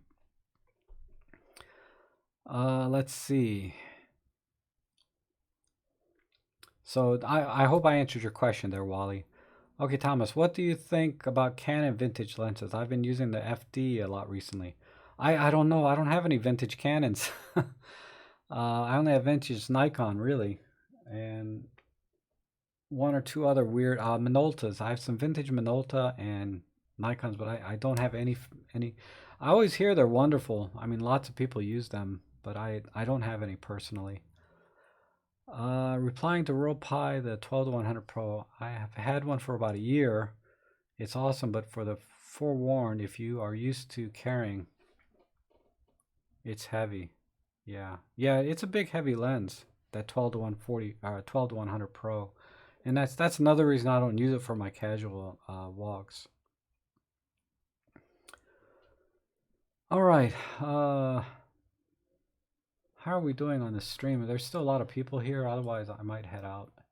54. Wow. That's a pretty solid number for me, right? I have an audience of 50-some people. Okay. Well, it's almost 4 o'clock.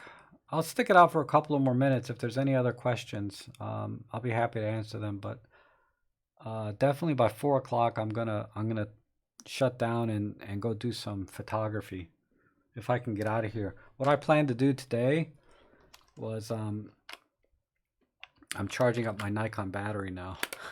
It hasn't been charged in years, I think. But anyway, I was planning to take out my Nikon D750 and shoot it side by side with my EM10 Mark II.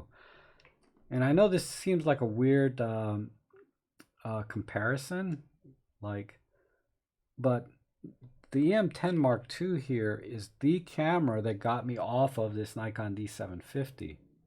And from a camera lineup point of view, this was Nikon's kind of entry-level DSLR, and this is Olympus's entry-level Micro Four Thirds. And when you look at the features side by side, other than the sensor, they're pretty comparable, right? In frames per second and, you know, other features. So I'm going to do that comparison mainly because this EM10 Mark II was the camera that got me off of this, and I've hardly shot anything with this. I think I looked at my Lightroom and I shot like 7 or 8 pictures with this camera this year, and they were just of my backyard for some reason. I was probably testing something, like maybe a lens I wanted to use or adapt. But let me know, would you guys like to see a comparison between these two? I mean, I'm going to do it anyway, but I'm just deciding what lenses to use. I think I'll put the 17mm on this one and the 35mm f2 on this one, because I know the 35 f2 that I have is very, very sharp lens, and I know the 17-1.8 is a very sharp lens for this camera. And there are some differences in megapixels, right? This is 24 megapixel, this is 16, but I'm curious to look at the pixel pitch to see how dissimilar they are. They might be pretty close anyway. So ultimately, when I'm pixel peeping 1:1, they should be pretty similar. Okay, let's see. Wow, now a bunch of people, I say I'm leaving and then a bunch of people drop in. Oh, the great Vanzina, how you doing? We've been going back and forth in the comment sections in the other videos. Aside from the viewfinder, is there much else the EM10 can do over the EPL8? Yes, that's a very good question, Dan. It's mostly has to do with the video side, though. The video selection on the PenPL8 is very limited. Like, it only has a 30 frame per second. It doesn't have all the choices like 24 and 25. It has fewer options in the video mode. It's limited to like 30 or 60. Also, and this is a lot more significant than that, because I shoot at 30 or 60 all the time. It doesn't matter to me. The other big difference is the PenPL8 can only go up to ISO 3200 in video, whereas the EM10 Mark II will go up to 6400. And in the photography side, it just came to me, there is another difference. There's no silent mode on the PenPL8. So you can't shoot silently with the PenPL8, but you can on the EM10 Mark II. And that's off the top of my head, those were the significant differences in terms of functionality and image quality. Image quality is identical otherwise. I think it has a max speed of 1/2000th of a second shutter speed. I don't know, I have it right here. But I'll tell you the one big advantage, this camera has two huge advantages over the EM10 Mark II. How come, oh, here. One is, you know, it has the flip down screen so you can do selfies and stuff. Oh no, this will go up to 1/4000th of a second, so that's not a limitation. But those are the two things. But okay, so the PenPL8 has the flip down screen, which is very handy. I vlogged with this a lot in the beginning. Up until early this year, this was my primary vlogging camera. And this also has a mic adapter that you can buy separately that lets you plug in a standard 3 1/4 mic jack right here. So that's what makes this camera better than the EM10 Mark II for video, are those two things. And it bothers me a little it's stuck at 3200 ISO, because I noticed at night it does make a big difference. But other than that, I mean, both cameras do photos just fine. I mean, there's just no silent mode on the PenPL8. Other than that, it's pretty much the same thing. Okay.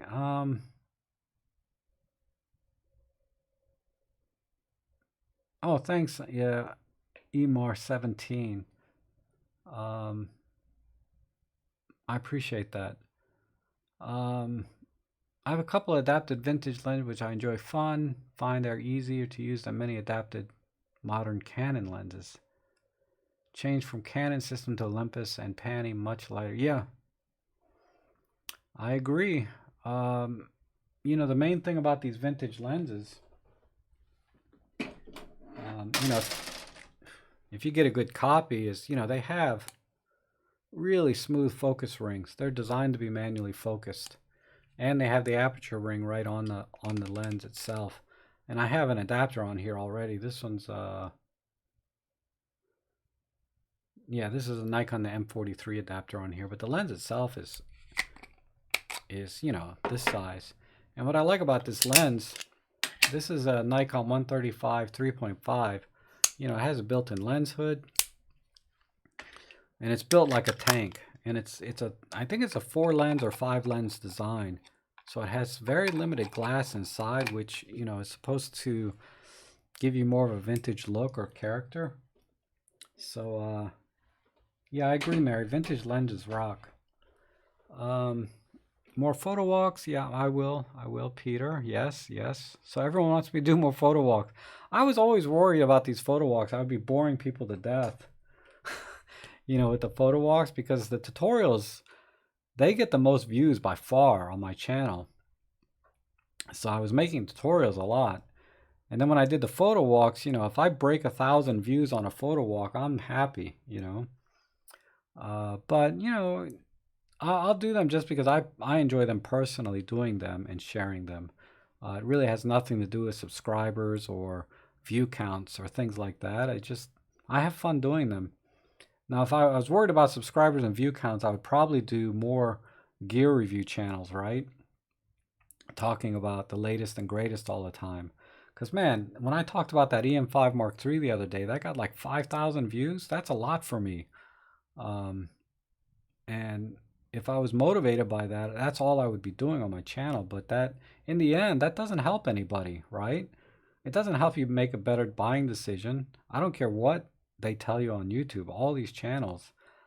It's that buying decision is very, very personal, and the little bit of feedback you get from another reviewer is that value to you is very limited, I think, or it is to me. I don't see a lot of value in the online reviews because they haven't owned the camera for more than a week or two, right?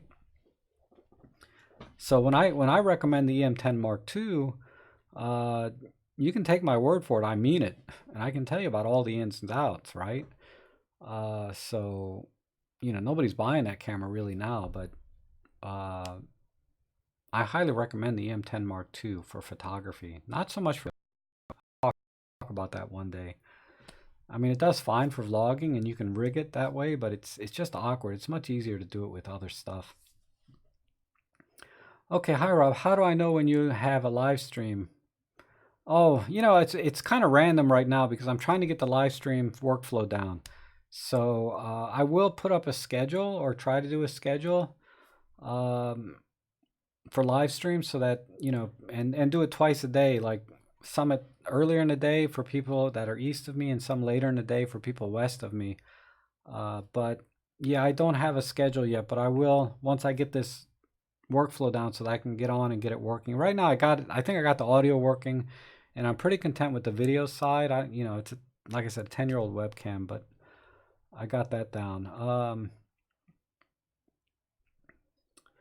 Oh, so the Great Vanzine, you've been looking at a D750. Yeah, I mean, it's fabulous camera. I mean, the images from it are magic, Some of the images that really impressed me, and this is, because someone asked me yesterday, do I miss that full frame look? And I really don't miss it at all, honestly. But there are one or two images out of the thousands. I think I took 30-some thousand pictures with this D750. There's one or two images that would not be possible if I was using Micro Four Thirds, because of that shallower depth of field at a distance. So that one shot that I'm thinking of is I shot with the 70 to 200 f4 lens of my girl dog Ellie running towards me, and that image was gorgeous, and I don't know if I'd be able to do that on Micro Four Thirds, but maybe, like I said, that's one thing. So I'll do a comparison of the D750 versus the M10 Mark II. I might do one against the Pen F as well, but I think that point will be moot after I do an EM10 review. I can't see where the Pen F is superior to the EM10 Mark II really in any way except in the features in the JPEG side, the JPEG engine. And when I do these comparisons, I'm talking about strictly image quality, not build quality or ergonomics and usability, because that's a whole different conversation, right? Okay, I almost bought a D750 last year, but went with the EM1 Mark II. Yeah, that was a good choice. Trust me, I'm sitting here with a D750 because I was thinking about doing a photo walk comparison with this today. I don't miss this at all versus my EM1 Mark II, which, it's here, right? I don't miss it at all. This feels so much better in my hands than this D750. Now, to be fair, the D750 is, at the time, the smallest camera, that full-frame camera that Nikon made. And looking at it here on this little webcam, it's hard to see that there's much difference between these two. But there is. Man, when I pick up that D750, you can feel the heft. And I got a stupid plastic nifty 50 on here. I don't even have a real lens on here. And this EM1 Mark II, I got my 8mm fisheye pro from my video shoot or real estate job I did yesterday. And that's a heavy lens for that camera, relatively speaking. But I'll talk more about that if you guys are interested in my vlog.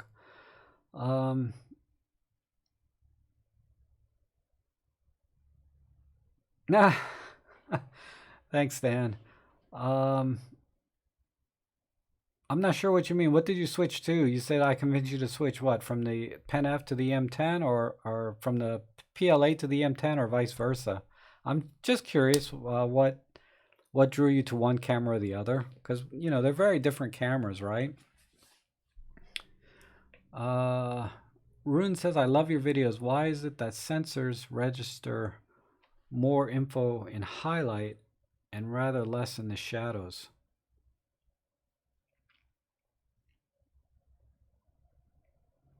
I'm not sure what you mean by they register more info in the highlights than the shadows. I mean, I understand it on its face what you're asking me. You're saying that the sensors are able to capture highlight information better. And I would say you're basing that on maybe all the videos and tutorials you see about exposing to the right. Because you see people, you know, and I see these videos a lot where they recommend you expose to the right so that you can recover the shadows better without clipping the highlights. So if that's what you mean, just make another comment down so I can go in that direction with the answer. Because the way you're asking the question by itself is implying some technique that might be exposing to the right. So leave another comment below if that's the direction you want to go, because on its face, sensors don't actually have more highlight information than shadow information. They're equally the same across, really. It's just a matter of how much, which way you expose it, right? If you expose for the shadows, you'll get more shadow information and less highlight.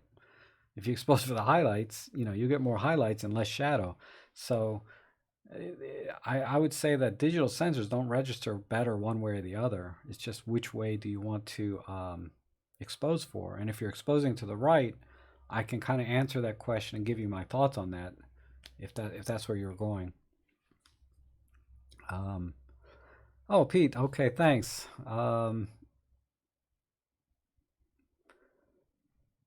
Rosa, what's like having photography both as a vocation and a hobby? It's great. I just, you know, I love taking pictures no matter what, whether it's for a job or for just personal stuff. Doing it as and you know, like I said, my job is real estate photography. And the only thing I don't like about that is, God, like yesterday's photo job, oh my God. That place was a wreck. God, I hope they're not watching this. That place was a wreck, and I spent an hour and a half cleaning the place before I could take any photos, because I'm not going to have a messy image in my portfolio if I decide to make one for real estate for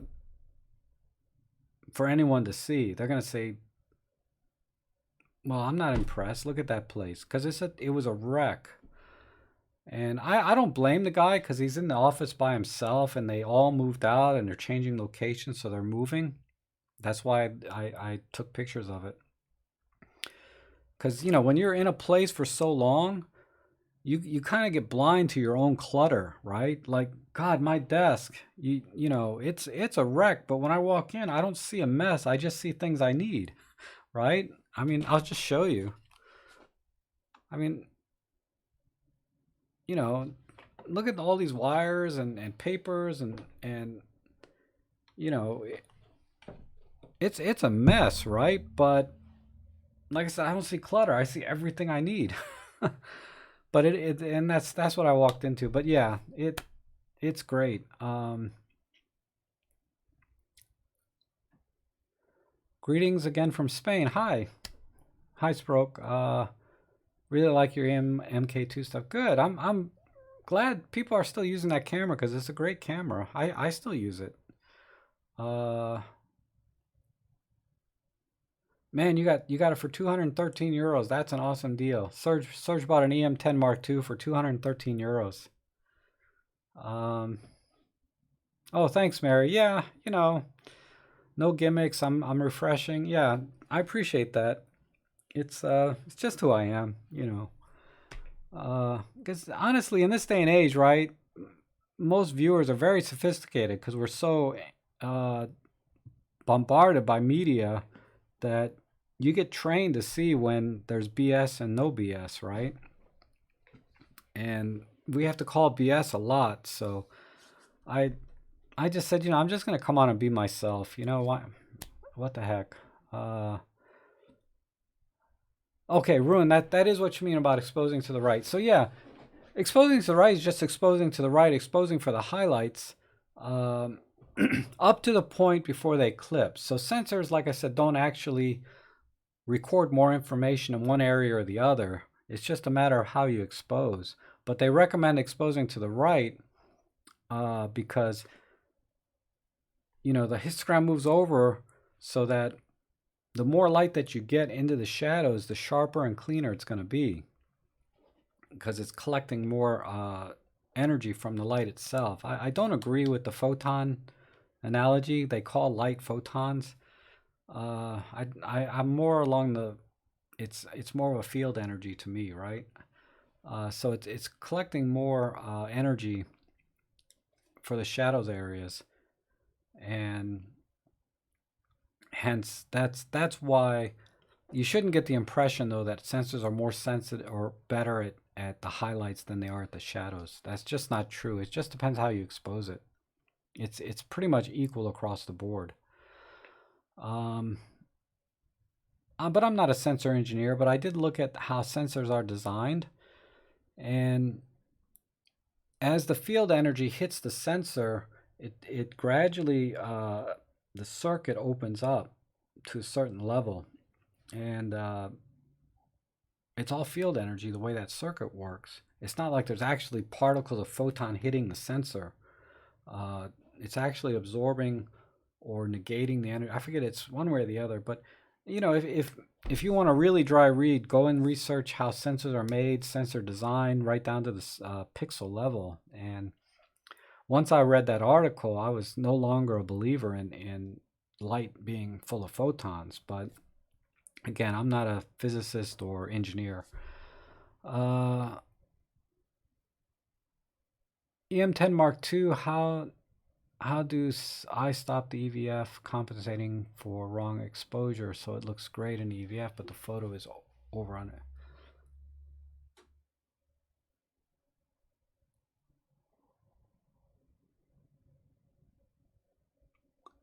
Okay, so the EVF is showing you sort of a normal exposure, but then the photo itself is wrong, different, right? There's a couple of problems, and I don't know if this is Olympus only. But a lot of times what you see in the EVF or the back of the screen is not representative of the actual image being taken. And if you watch one of my Olympus tutorial videos, I do talk about that to some extent, where when what you see in the EVF does not match what you see when the image is taken. And I think it's the episode or video where I talk about exposure compensation. It's like episode 2 or 3 or part 2 or 3 of my video series. That's a very easy one to explain, right? Basically, when you're using exposure comp, the EVF is not going to show more than plus or minus 3 stops in the EVF or the back of the screen. What you see on the screen is not going to match the exposure beyond plus or minus 3 EVF when you're doing exposure comp. But there are scenarios when you take a picture and it looks fine in EVF, but then it's like you say, over or underexposed. And that has a lot to do with the sensor read speed. and low light. It happens a lot more often in low light, where there's not enough light hitting the sensor for it to well, let me rephrase that. Let's say when there's very low light, there's very little light hitting the sensor, but the EVF is going to compensate for that so you can see what's happening. It's never going to show you a black image unless it's literally completely blackout. It's always going to try and show you something. So what you see in the EVF, particularly in low light, is not representative of the final image. And that's partially to do with the read speed. The sensor has to stay at a certain speed to work, right? And that's why, and I think that's like at 30 frames per second. And I was going to work on testing for that so I could explain why that is in a more technical or logical way. I just haven't gotten around to it yet. But conceptually, I understand what's going on, and it's basically the read speed, or the sensor's operating at 1/30th of a second. So when the light falls below a shutter speed that would be needed, what you see in the camera is not going to match the actual picture. Long story short. Okay. Man, there's a lot of questions here. Quick lens could Panty 7 to 14 on Pen F could get one used for a decent price, but worried about flares. Yeah, lens flares. Yeah, lens flares are a problem. That's why I switched over to the 8mm fisheye. Well, one of the reasons, not the main reason,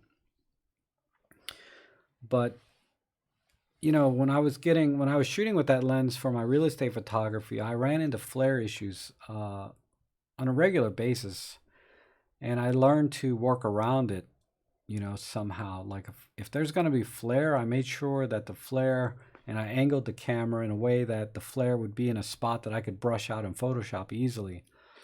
So I was always very conscious of where the flare is, particularly when there's a single source of light, whether it be like one of those floodlights in the ceiling of an office, or the sun. Usually the flare is coming from a single point of light that's very, very bright. So it might be the sun outside, or it might be a spotlight, or one of those, you know, lights in the ceiling, spotlights in the ceiling. Those are what typically runs where I run into flare problems. I didn't run into flare problems too much from light coming in through the windows and stuff, where it's very bright, but it's still spread out. It's not like a single point. It's just one big bright area, a window. But a single point of light did cause flares. And, you know, I would say for enthusiast photography, I wouldn't hesitate to get it if you can get a good deal on it, because it's probably about half the price of the Olympus version. And at that price, it's worth it, and you just deal with the flares time to time. That's just my opinion. But yeah, no question, there is an issue. I'm going to switch from the Pen PLA to the EM10. I was tempted to just pick one up external viewfinders, but the EM10 just looks like it should be a better camera for photography. Maybe that's... No, it is a better camera for photography. But not so much. The Pen PLA will do just as well in photography, sans the silent shutter, but it is better for video. Up to ISO 3200 on the Pen PLA, it's fine. It's equal to the, you know, any of the other cameras, really. If you watch some of my earlier vlogs, I did all of those on the Pen PL8. Recently, I've been using that DJI Pocket thing. Hi from Sweden. Hi Ken. I bought an EM5 Mark II and Pan F last week, taking up my photo hobby again after 10 years. Yeah, I know how that is. Oh, thanks. Yeah, I'm glad you're able to join me too. Hopefully you find some helpful things there. They're great cameras. Okay. Oh, bye Danilo. Yeah, it's late. Yeah, it's getting late, I'm sure, in a lot of places.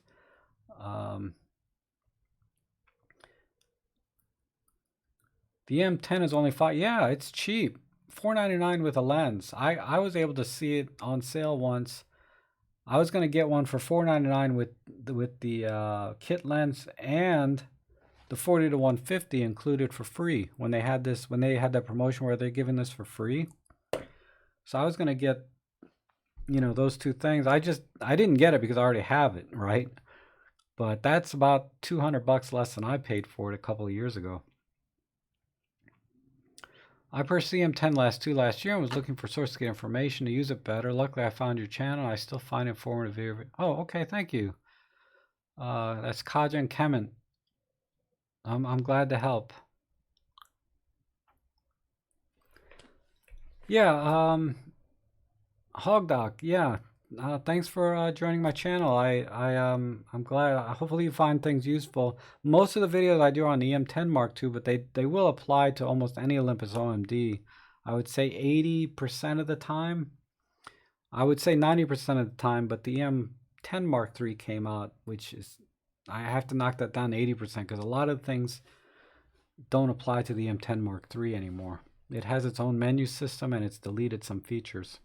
But the EM5 Mark II, awesome camera.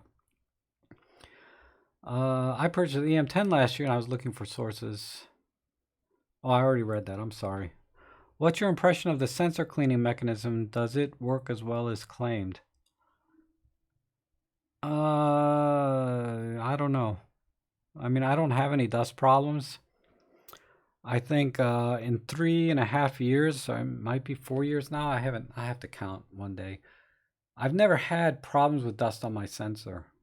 Until recently, I did notice one speck of dust on my Pen F that I'm gonna have to get taken off physically with one of those sensor cleaner things or a rocket blower. I haven't tried that yet. But yeah, it works fine. I really, as much as the sensor's exposed all the time on the lens, it's amazing it stays as clean as it is. But you do need to clean your sensors, I'd say, time to time. The frequency depending on your conditions. But I would say no less than once a year, but I wouldn't be doing it every month or every week. Should we get a lens hood on most? Yeah, definitely get a lens hood. I always have lens hoods. I have my 40 to 150, you know, my 75 to 300. Every lens that I have a lens hood because it protects the front element for one, and it reduces glare and flare and all of that stuff to give you better contrast in your images. And I can tell you when the sun is bright out and it's shining on you, it makes a big difference. It's very obvious in those situations. It's not as obvious in other situations that it makes any difference because the lens have coatings on them to help deal with flare and stuff. But I always use a lens hood personally, and they're only like $5 or $6. I don't buy the Olympus version lens hoods because they're just really expensive. I just buy the filter ring type. I even have one for my kit lens. I don't have it on it right now, but this is just a rubber lens hood that pops out. This 37mm for my kit lens, and it's perfect. I pop it flat when I'm doing wide angle, and then when I'm doing telephoto, I extend it out. So just search for like 37mm rubber lens ring for if you're talking about a kit lens, and then search for the ring size by ring size for the other lenses.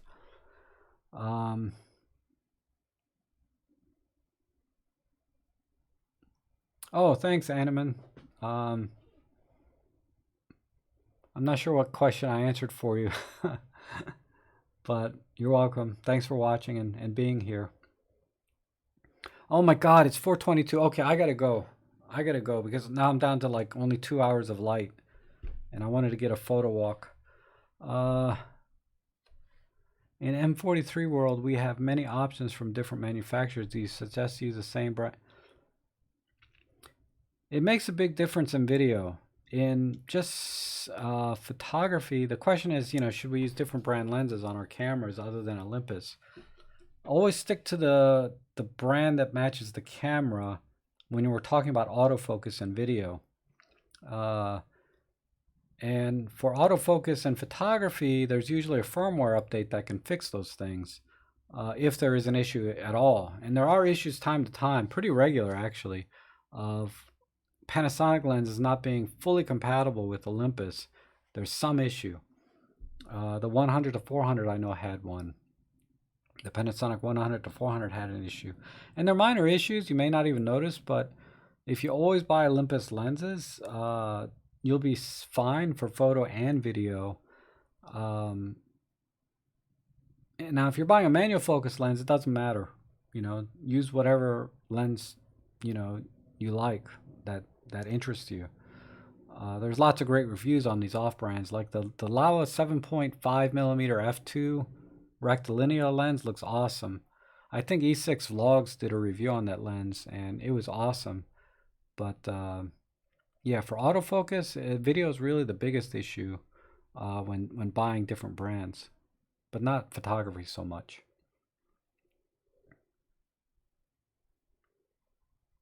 First came out way back. I'm located in Great Northwest, Southwest Washington State. Oh, okay. So you're way out west of me. So it's only like 1:30 in the afternoon over there. Must be on your lunch break. I don't know, or retired. Lenses look cool. Yeah, I guess they do. But okay, I will wait 30 seconds for one more question, then I'm going to go. So any other question? Or if I missed a question and I didn't answer it before, you can repost it because I'm never going to find it now.